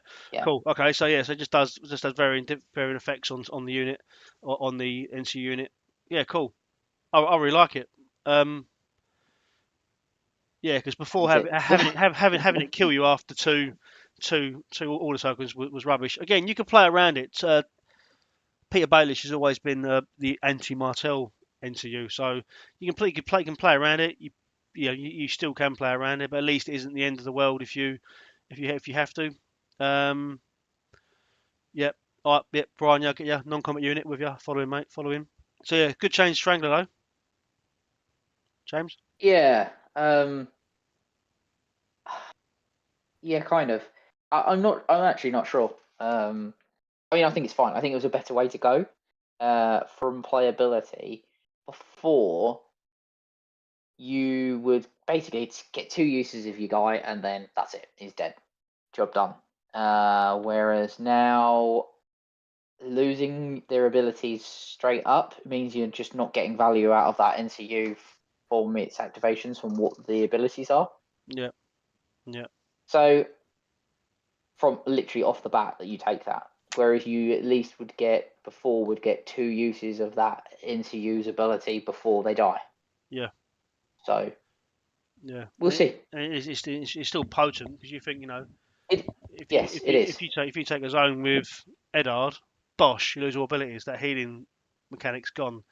You take it with Balon, Bosh, you can't bring that unit on. Obviously, you wouldn't, which then means you can't take that zone. So it's really good to castrate sort of the opponent's game plan now. Yeah, I suppose this is more, again, it's your opponent's got to weigh up the risk of which NCU they would rather lose their abilities on.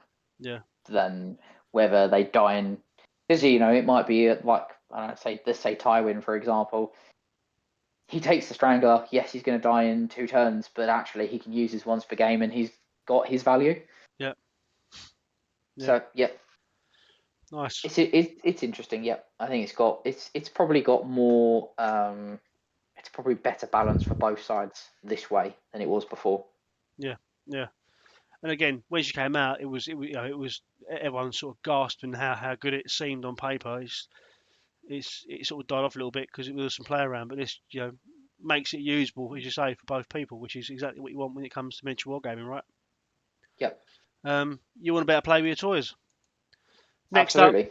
Next up, superior positioning. So again, we saw this change with Robb Stark, so we don't need to go over it in too much detail.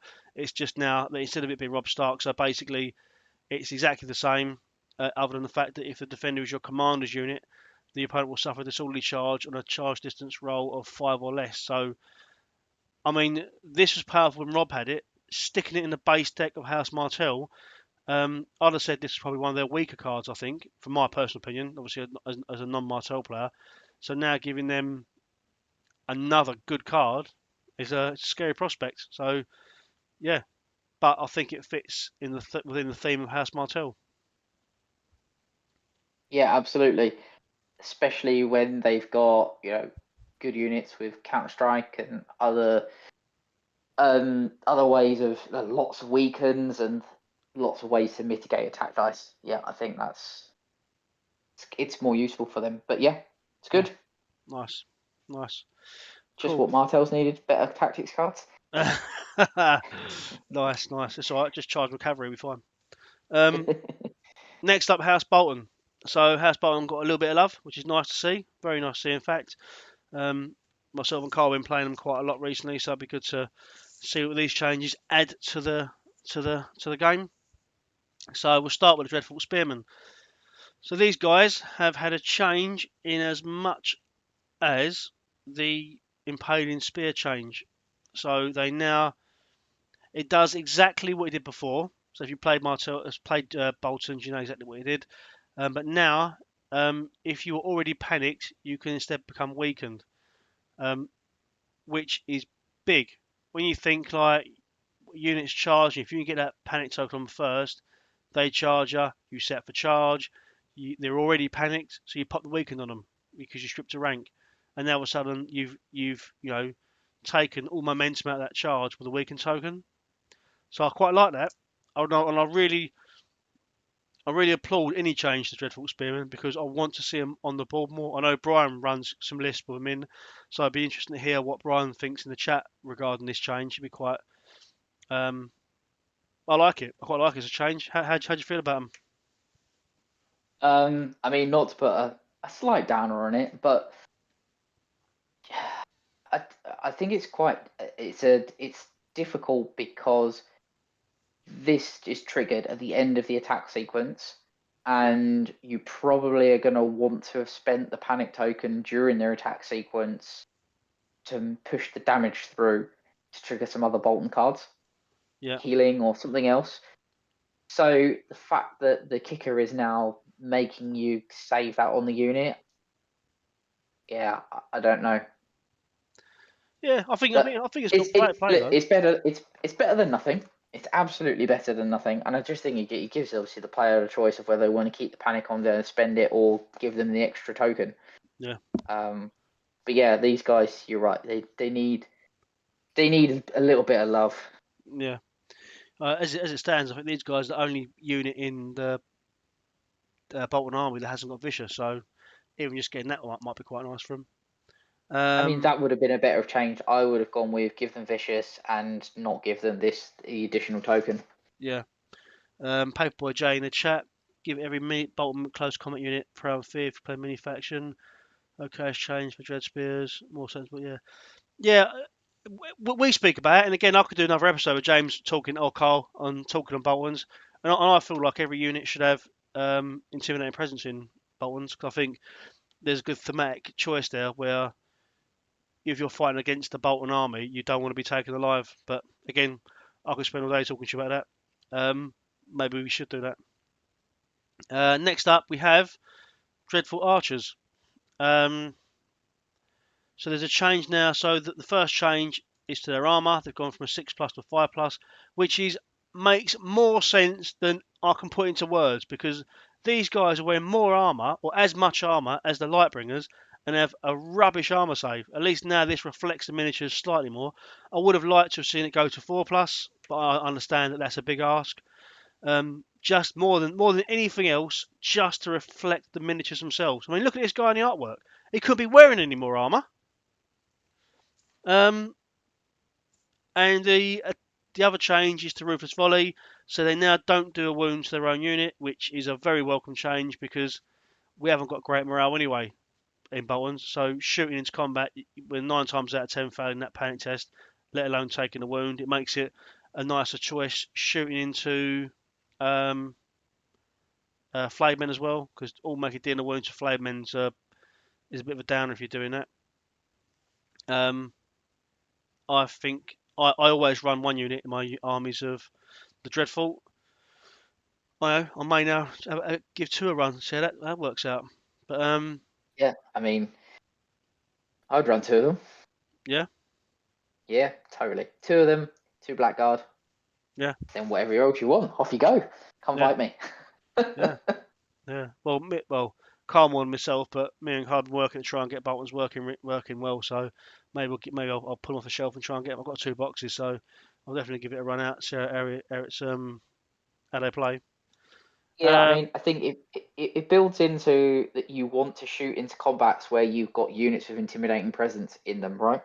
to Yeah. boost the panic damage that Yeah. your opponent's going to take. So the removing that wound thing, I mean, never made any sense anyway.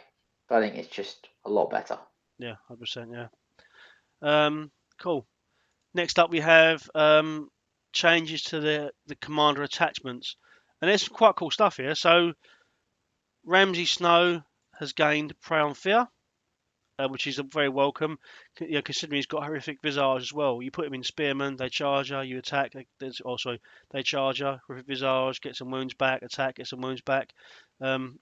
That's a nice change. He needed something else. Just with horrific visage was rubbish because you still can't play him in. Well, you still can, but you lose a lot of value if you play in Blackguards, and Blackguards are the bunker unit, the premier bunker unit for House Bolton. So at least it gives him a little bit something. If you did decide to put it in there, you'd be losing the horrific visage, but at least you'd be getting Prey on Fear. And still Shanks has gained Sundering, which just as a keyword, which is again a hugely welcome change because Sundering is a really cool keyword. It now means you've got Blackguard with Sundering, or Cutthroats with Sundering, or Spearman with Sundering, or Bastard Girls with Sundering. You've got some nice options there now. I think it's the only time it's the only place we see Sundering in House Bolton, right? Outside of the card, yeah. Yeah. There's one of the bastard boys gives Sundry, doesn't he? You can choose Sundering, right? Yeah. Yes. Yeah. So you've got that, and you've got the card, which I cannot remember. The harsh punishments. Yeah. Punishments. Yeah. That's it. So this is a cup of it, but yeah, this is a good change. Otherwise, we were seeing Jockin and the Widower, weren't we, in Bolton list purely to get some keywords in there. Yeah. Ramsay, and for Ramsay, sorry. For Ramsay, Prey on Fear is massive because the biggest problem that Boltons have got is there's virtually no healing in their army. Yeah. Outside of the Ramsay NCU, and there's a card, isn't there? They've got a healing card. Yeah. That's it. I mean, it's pretty limited. So more options for Prey on Fear. I know we've got the Dreadful Captain as well, but yeah, more options for healing is always better. Yeah. Bad Boy J saying that Ramsay Snow needs Rally Cry too. It's not really thematic for him, is it? That's the problem, isn't it? When you're playing with an IP and a fluff, no one's rallying behind Ramsay, right? Yeah, and Sundering's good. Nice change there for him. Then we've got two tactic card changes. First one being Fear Keeps Man Alive, which we've seen before, as mentioned in the neutral deck, and Harsh Punishment. So the change to Harsh Punishments is around the token, I believe. So before when you attach the card, they'll become panicked. Now they no longer become panicked. They still get Sundering, and they still suffer +1 wound when they fail the panic test. And just quickly as well, you gain +1 wound from Fear Keeps Man Alive if you're a short range commander's unit rather than just Bruce's in. Which makes sense. Yeah. I like Harsh Punishments. Harsh Punishments is exactly that. That is a harsh punishment. That +1 wound fan panic test. The panic token is never the problem with that card. It's that +1 wound from failing panic tests. Like I tend to find I lose more wounds from that panic test than I do from gaining the Sundering. The opponent loses from the Sundering. So I don't know if it makes it an amazing card, but it's a change and a welcome change. Yeah, I mean the fact that you're gaining quite a strong ability, there has to be a downside to it. Yeah. So yeah, I think it's fine. I think the only downside is you want to be putting this on Flayed Men, don't you? Yeah. And it's then forcing you into probably taking the Glory Seeker to Yeah. try and mitigate this. And now what you're doing is you're spending neutral points when you don't really want to, just because there's a card in the base deck. Yeah. But is what it is. We play what we're given. Yep. Then getting to House Targaryen, mate. We'll try and skim through this, but there is a lot to get through. Yep, no problem. So, first up, Daenerys Targaryen, Mother of Dragons, now gains Threatened as an order, which brings her in line with Queen Amirine. That's a good change. It weakens, threatens an incredibly good order now, and it does make sense. She's got dragons. If she threatens me, I'm going to become weak. Yep. How do you feel about the change? Awesome. She needed something. The Mother of Dragons ability was just not enough. Yeah, I agree. Yeah, she comes with some other buffs as well with the update. Yes. Then we Yeah. have She. go on. I was just going to say she suffered from her reign of terror when she was way too good, and then they beat her down, and I think they finally kind of tweet her she's in the right place when we look at her tactics cards. Yeah, totally, mate, totally. Let me look at the units. So just going over the arcing changes of this. Targaryen didn't get hit by any of the big changes, so it's all it's all brand new changes for them. So that's why it's quite a chunky section of this update. The Booze King. Boltons need chaff units. They like flayed, chain gang, or prisoners. I agree. Yeah, they need something. Because just to help the list builder more than anything else, and thematically, I can totally see them bringing slaves to war and throwing them forward and letting them die first. It's really thematic within the prisoners or whatever, you know. Right, John Mormont. So he's changed now. He's lost Solo Rider and gained Westerosi Rider. So what he has now is that as long as Jorah is on the battlefield, increase your tactics hand size limit by +1. You start the game with 4 cards and may draw up to 4 cards when refilling your hand. I don't understand it from a fluff perspective, but it's a welcome change to the NCU. Not the NCU, to the Solo Rider. Yep. It's bonkers. It doesn't make any sense at all. But sure, we'll go with that. The problem was, again, so he was everywhere at 3 points because he was really good. He's almost never played at 4 because he's too expensive. This probably brings him in line with where he should be. It's a weird choice. I mean, I would have personally just tweaked his stats to make him more aligned with other solos, but sure, we'll go with it. Yeah, I think the problem with Jorah being the way he is that having a larger tactics hand size. I never feel like I need a bigger hand for Targaryens. You? No, I would say the cards they're all the situational ones that you like. You've got them when you need them for the right sort of thing. I've never gone, oh yeah, I really need to fight over having the +1, the extra card, because I don't think the cards are really situationally awesome, and the rest of the time they're just sort of okay. Yeah. I don't think that's where the Targaryen strength is. It's in other things. So yeah, sure, they needed to do something to him to see him back on the table again, because him on his own, he's awesome, but I'm not sure this is an interesting way to go, but sure. Yeah. We'll go with it. Yeah, I definitely didn't see it coming. No. So next up with the Unsullied. So Unsullied have now, the Unsullied Sword Masters have now gained Combat Mastery Resolve. So now, while your opponent does not control swords, each time his unit passes a morale test, it restores 1 wound. Yeah, I mean it's I don't really know why they felt it needed a healing mechanic on there. But as a Targaryen player, I welcome it. Doesn't Marsland have Dauntless? Yes. So if you got him on his units, and that makes it a more expensive unit, but it means they're restoring 2 every time they pass a morale test. It depends, because it's on his commander version as well.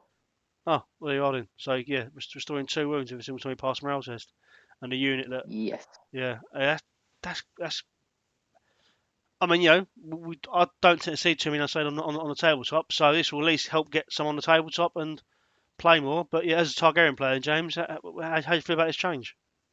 I mean, they were good before. I mean, I never had any problems. Yeah. I thought they were really good. The attack profile is awesome. Rerolls awesome. Can't be weakened awesome. Yes, the armor for us. I think the problem is they're a premier 7-point elite infantry unit that's on a 4-up armor, so they can die quite easily if you roll really badly. So I suppose they're just trying to mitigate keeping them in the game a bit longer. Yeah. That's the only thing I can think of. Yeah, well, it definitely means that the Stormcloak Dervishes are well out of love now, aren't they? Well, yeah. I'm sad for them. Yeah. I was really hoping they were going to do something again with them this update and go, right, guys, we finally got it, and they nothing. I think we should celebrate the fact that it's a seasonal change or an update come out where they haven't done anything to bloody mama skirmishes, because normally There is that. Yeah. Cool. This next change, the one I think is most impactful. So Unsullied Pikemen now have gained combat mastery, defense. So whilst your opponent does not control swords, enemies engaged with this unit suffer -1 to hit. That is mental. Why? Out of the Unsullied units, this is the unit that you'd see most on the tabletop, and now you're going to be at -1 to hit them with shield wall, with a decent armor save. I don't get it. I don't get it. But I'll And the take set it. charge. So not only are you going to charge in, get punched first, and then you punch them at -1 to hit, and then they block all your hits, so you're going to be on less dice and all the other stuff. It's mad. Yeah. I honestly can't again, see. I can't see a list now with an infantry commander where they're not in Unsullied Pikemen. it's still no keywords. So yes, they've got 7 dice, but there's nothing there to push through damage, and it's quite difficult to gain additional damage output. They are basically going to be there as your anchor. Yeah. And then you just got to hope that all your Dothraki and other bits do all the heavy lifting. Yeah. But yeah, this is a bonkers change. I think this has pushed them. They probably there's a point's worth of ability just there. Yeah. Yeah. I mean, fair play. We'll see how it goes. I mean, we play Targaryens quite a bit. You more than myself. So, and I've never felt.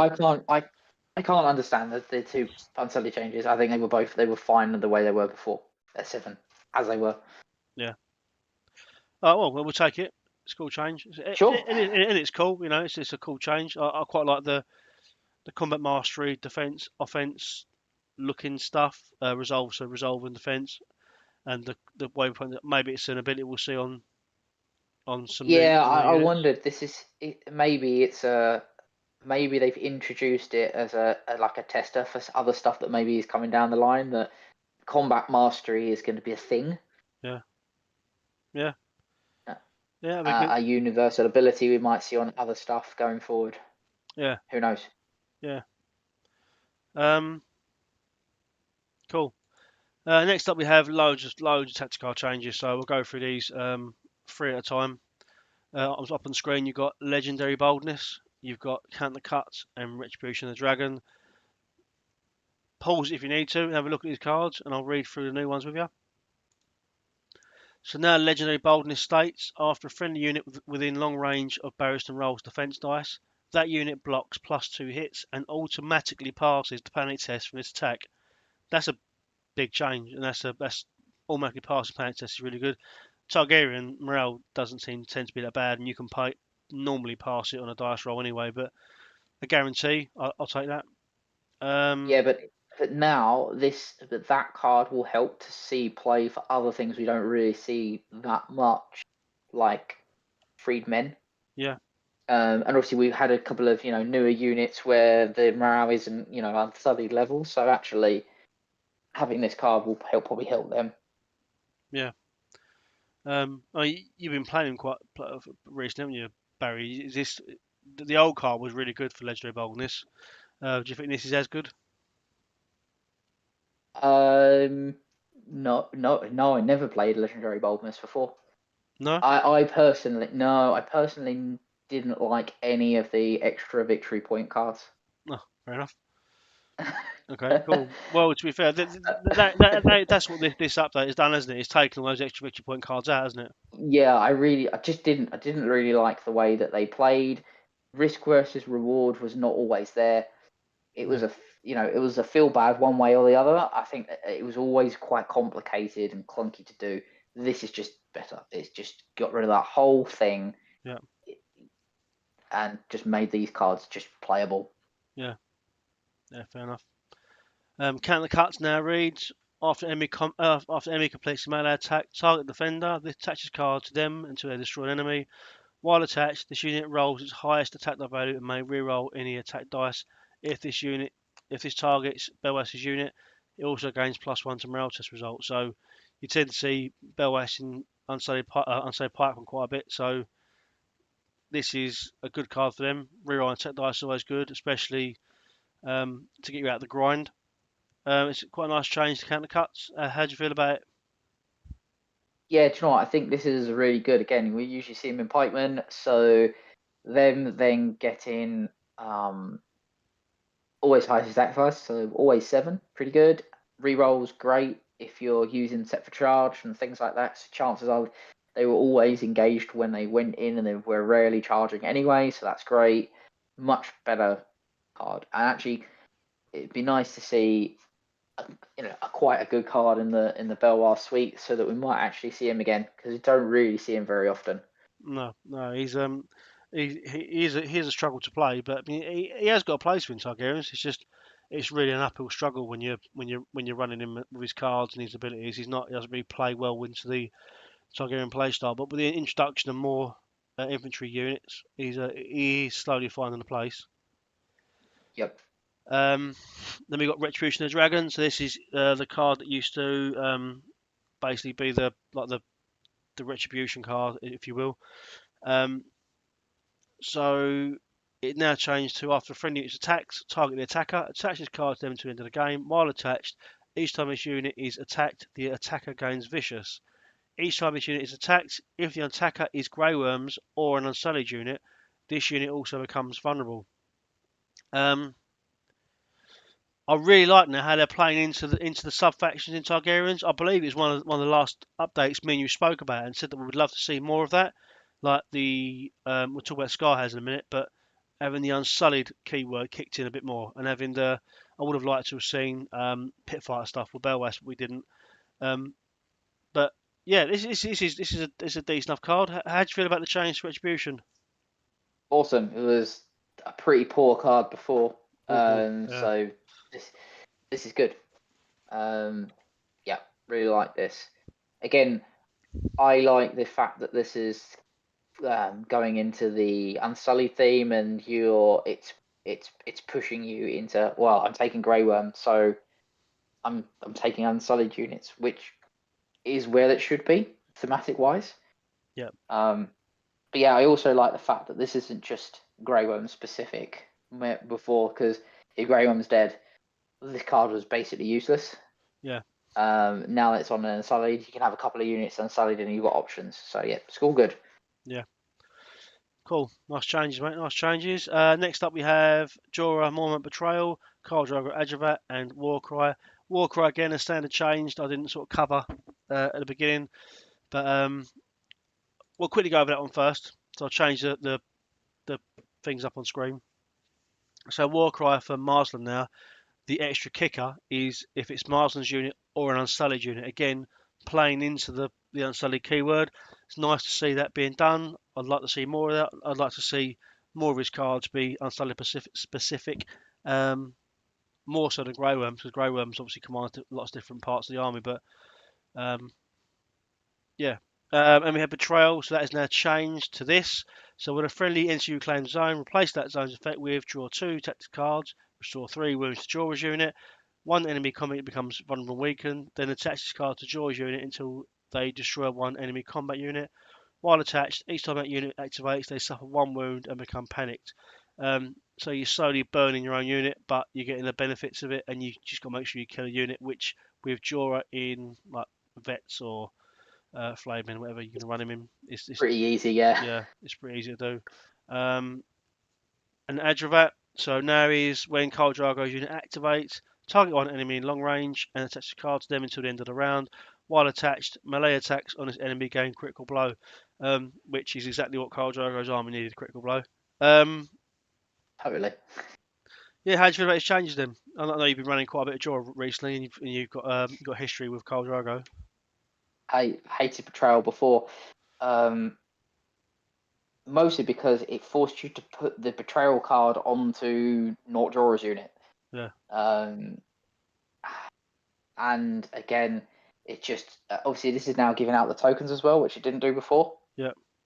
So the value is just so much better, and the fact that this now drops off rather than it just sitting there on that unit for the rest of the game. Yeah. Yeah. It's good. The ability is really good. The downside is pretty harsh if you don't complete the objective of killing something. So yeah, I think it's fine. Adravat, awesome. Just got rid of that whole extra VP for each side, made it just easier to use. Yeah. I think you're going to see this in use more. Adravat was one of the ones you just used to toss it out, Yeah. whereas now you'll actually probably use it rather than just ditching it even when Khal Drogo's on the board.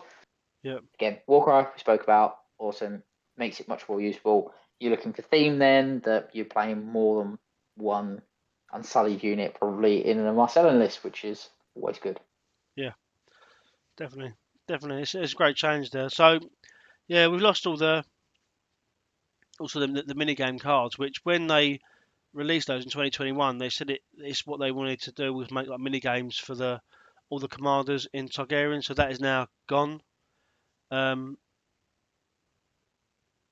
I don't remember getting too many victory points on the strength of these cards anyway. On the strength of the cards anyway, but I feel a little bit sad that that's not there anymore. That's what made them a little bit different, the cards. But we've got some decent cards as a swap for them, which is awesome. Sorry, hold on. Okay, cool. Next up we have the Queen's Law from Scarhaz Mokandak and Sudden Retreat. So the changes are this.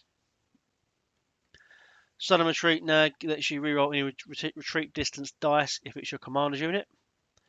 And the Queen's Law has changed to this.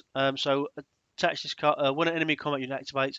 Attach this card to the enemy until the end of the round. While attached, during your opponent's turns, this unit loses all abilities and cannot be targeted by friendly tactics cards.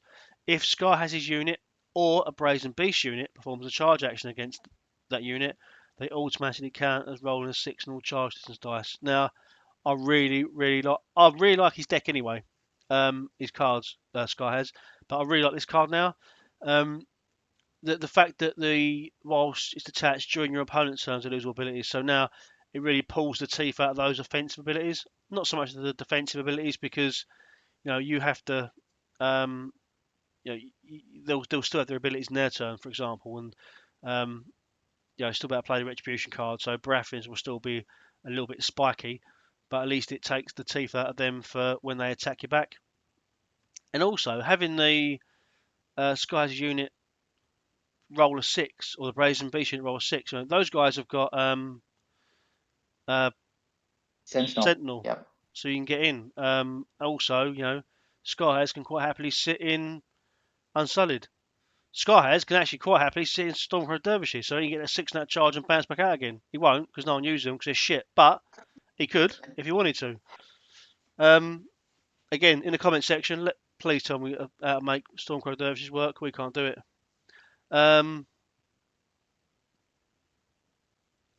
What's Tom saying there? Cravat was always a great way to finish game off. What's Cravat? Oh, Adravat. Yeah. It was, yeah. Again, those victory point cards. Sometimes they could really come in clutch, like getting a betrayal in your hand last minute, being 1 point down, and then just popping that and winning the game. I mean, equally, I've lost games off of playing Adravat, so. Well, you're not you're not a pro, are you, like me?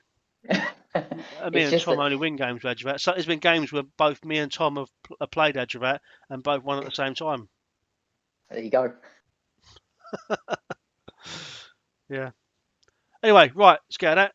Queen's Law, Sudden Retreat. How you feeling? Yeah. So sudden retreat. I don't think that. Why is this in here? I'm sure that's the same as it was before. Yeah, I don't know. It was in In the last it was in the update changes, so I couldn't work out. Is it just a commander bit? So look on. Nope, that was in there before. That was in the last change. Yeah, don't know. It was in the log, but It's exactly the same. I don't know why they put it in there. well, just ignore it So then, there we go. James. Talk about the other card then. Don't Just mug me gone off in there. live on air, mate. Come on, play the game. Right. All right. Fine. Queen's Law. Yes. Awesome. Love it. Why they never released a card that was a targeted Brazen Beast when they brought him out before, I just don't understand. Agreed. But it's cool that he's got some synergy with those guys. That's what he's there for. We need to see more of this stuff. Yeah. They've got so many like mini factions in Targaryens. It's great to see their respective leaders actually interacting with the units that they're supposed to go into. It makes total sense. Yeah. I really like Skahars. He's just was sort of kind of mediocre before, but I think this might just push him forward a little bit. Yeah. So yeah, it'd be good to see him back on the table and hopefully performing a little bit better. Yeah, as you say, mate, it's a small boost to the Brazen Beast while giving that 6 on the charge. So it's important to remember they get that. So it gives them a little bit of an uplift as well, which is nice. Yeah, I really like the Brazen Beasts. They're a little bit tricky, but I think they're a really nice unit, and they look awesome. 100%, 100%. Watch the space for the Road to Mirroring series coming soon. Next up, we have Mother of Dragons. So they've basically reworked 3/4 of her deck, or of her specific cards. So Dracarys, Fire Made Flesh, and Promise of Fire. Promise of Fire is horrendous now, but we'll get to that in a minute. So Dracarys first. So now it reads instead of performing when this unit activates, instead of performing an action, target one friendly Drogon, Rhaegal, Viserion unit in long range. It performs one melee attack action. Has that changed at all? Yeah, it's the range. It used to be short range, and it's now long. Ah, okay. Well, yeah, cool. Nice. Which is the problem with the Mother of Dragon cards is that they were all short range before, and it restricted how you played the dragons. So now they can kind of run off and do stuff and leave Dany behind, whereas before they kind of had to stand there and wait. Yeah. So, yeah. Nice. Fire Made Flesh. The only change here is that it now replaces, well, other than the fact they've spelled Rhaegal wrong on the card, that now replaces Overrun with Field Control. So, instead of replacing Overrun, it now replaces Field Control, which is big because that means you've now got Overrunning Dragons. Massive. Yeah. Yep, that's a big change. They were a problem before, which is why they took out the deck. So I'm wondering what they're seeing, if they're seeing something that we don't. But interesting to see. I welcome it. It's more attacks dragons all day long. The thing is, right, is that you could still build the Overrun with a free attack using Dany Unburned, right? Yeah. Using to get a free dragon attack, and then you take any of the other commanders and you still get Overrun. So the reason they took Overrun out before was because the damage that dragons did was ridiculous, but that's all been changed now, and I think it fits her to have Overrun in the deck. And I think the only one that shouldn't have it is Jorah, because he's got Fainting Maneuver, which, as we know, is then bonkers. It's a horrendous combination. So yeah, I think this all kind of works. Cool. Promise of Fire has changed, but for some reason I haven't changed it on there. So let me just grab that up on screen so people can see it.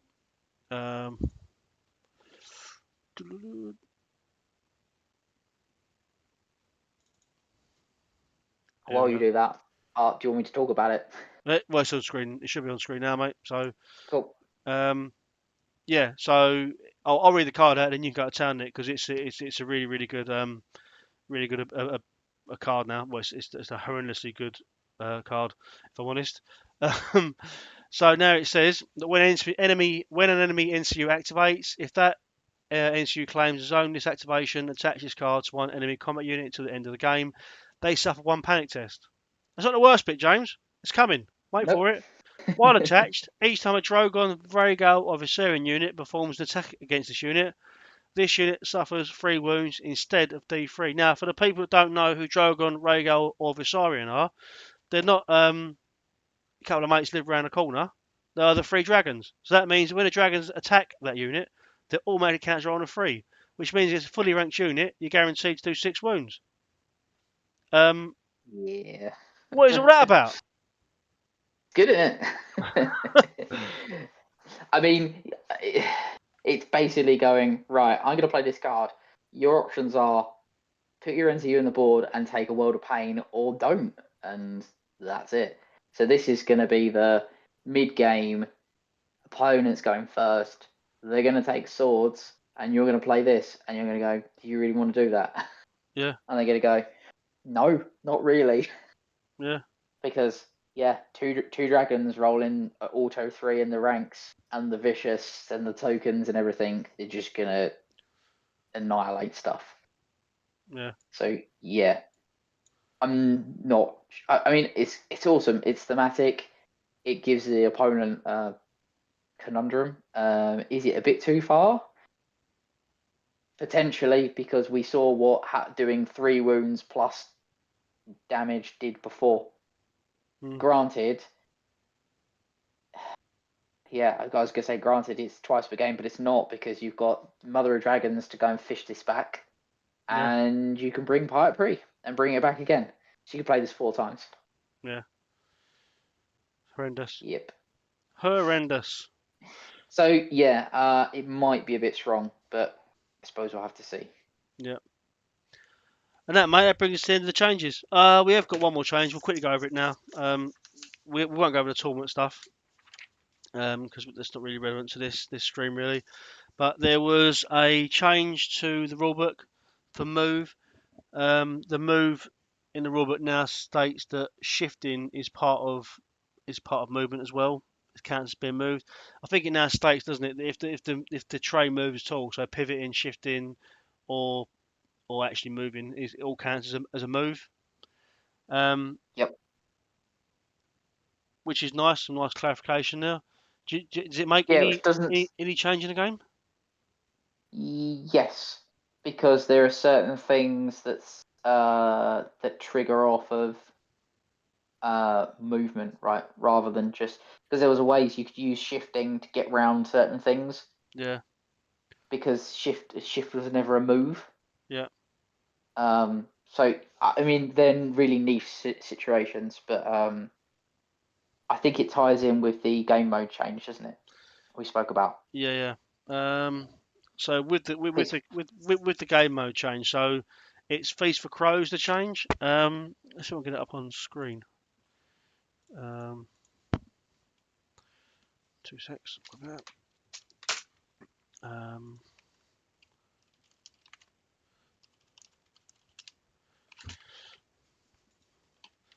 So yeah, a better host would have had this stuff already for you.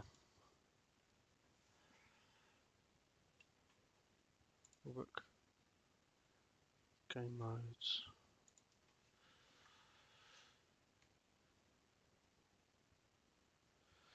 Alright, so when we talk about moving, okay, can you see that on screen?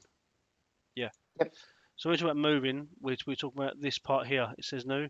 So now it states that whenever a unit's tray is physically repositioned by a rule, that unit is moving. This includes pivoting and shifting.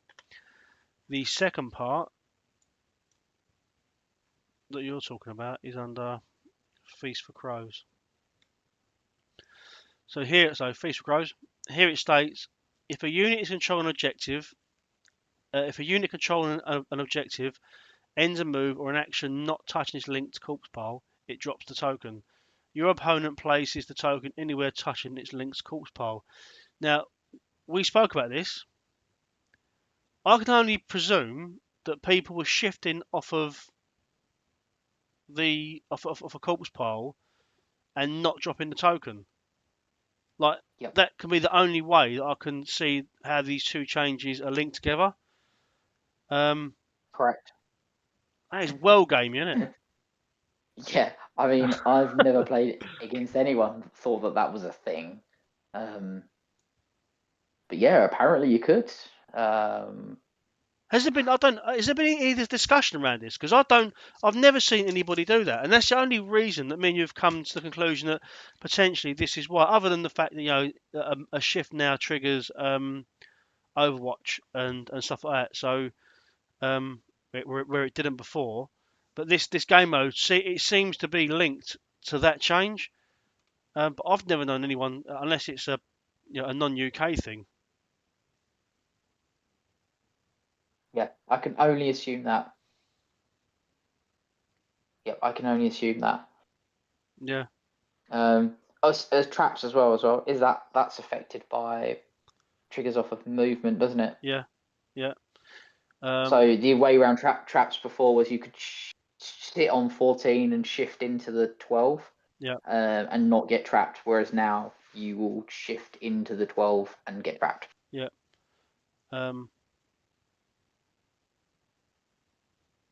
Yeah. Well, it's if you start the shift in it, isn't it?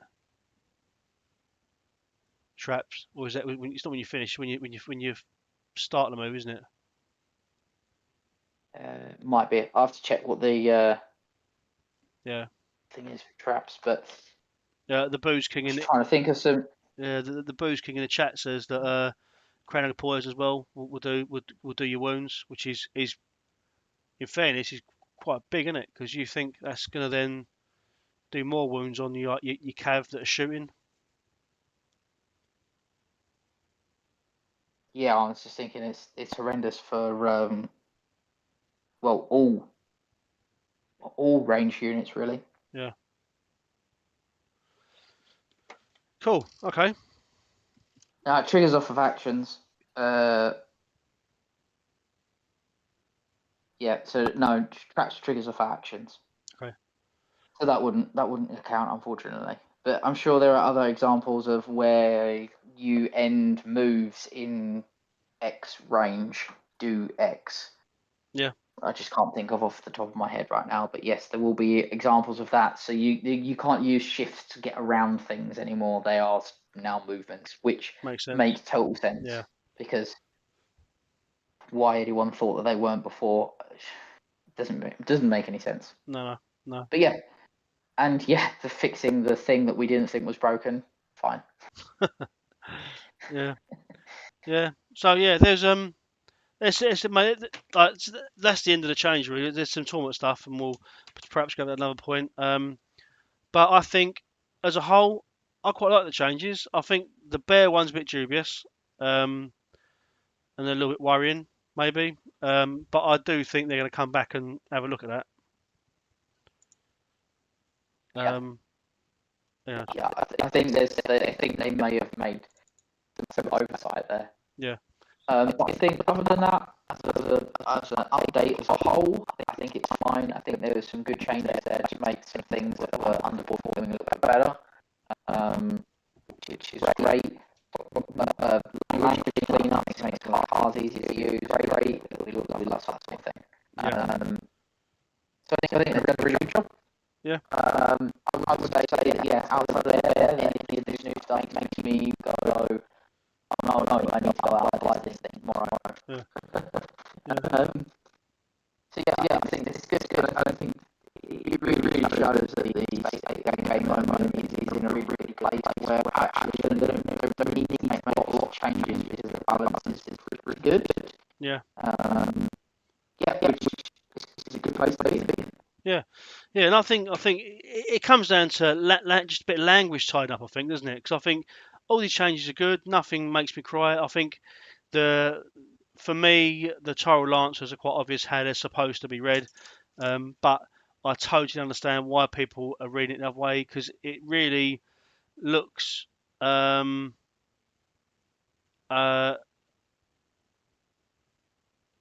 saying in the chat you're echoing. Just talk a minute. I didn't think that was a problem. No, I can't either. This is on stream. I'm not sure. Yeah, there's I don't think there's a massive issue with a lot of this stuff. I would say the Tyrell Lancers. So for me, it's quite obvious. But look at Lannister supremacy. That says the same thing, doesn't it? +1 wound, +1 wound, -1 to your morale for each remaining rank in this unit. So I get why people are reading it the way they're reading it. I get why they're sort of seeing it the way they're seeing it. But I fully believe that we'll see an update putting a full stop or a comma in there to make that +1 to hit and +2 attack dice per rank. People are saying you sound like you're underwater. I don't understand what's going on. We're almost finished up anyway now. And the bear seems to be an issue, so it would be interesting to see how they fix that. Hopefully be quickly. I don't want to be sitting here with loads of issues, but which I don't think they're going to allow to happen. Is there anything and so we've got the FAQ to come, haven't we? Yeah. That should come with the War Council update whenever they decide to do that. Yeah.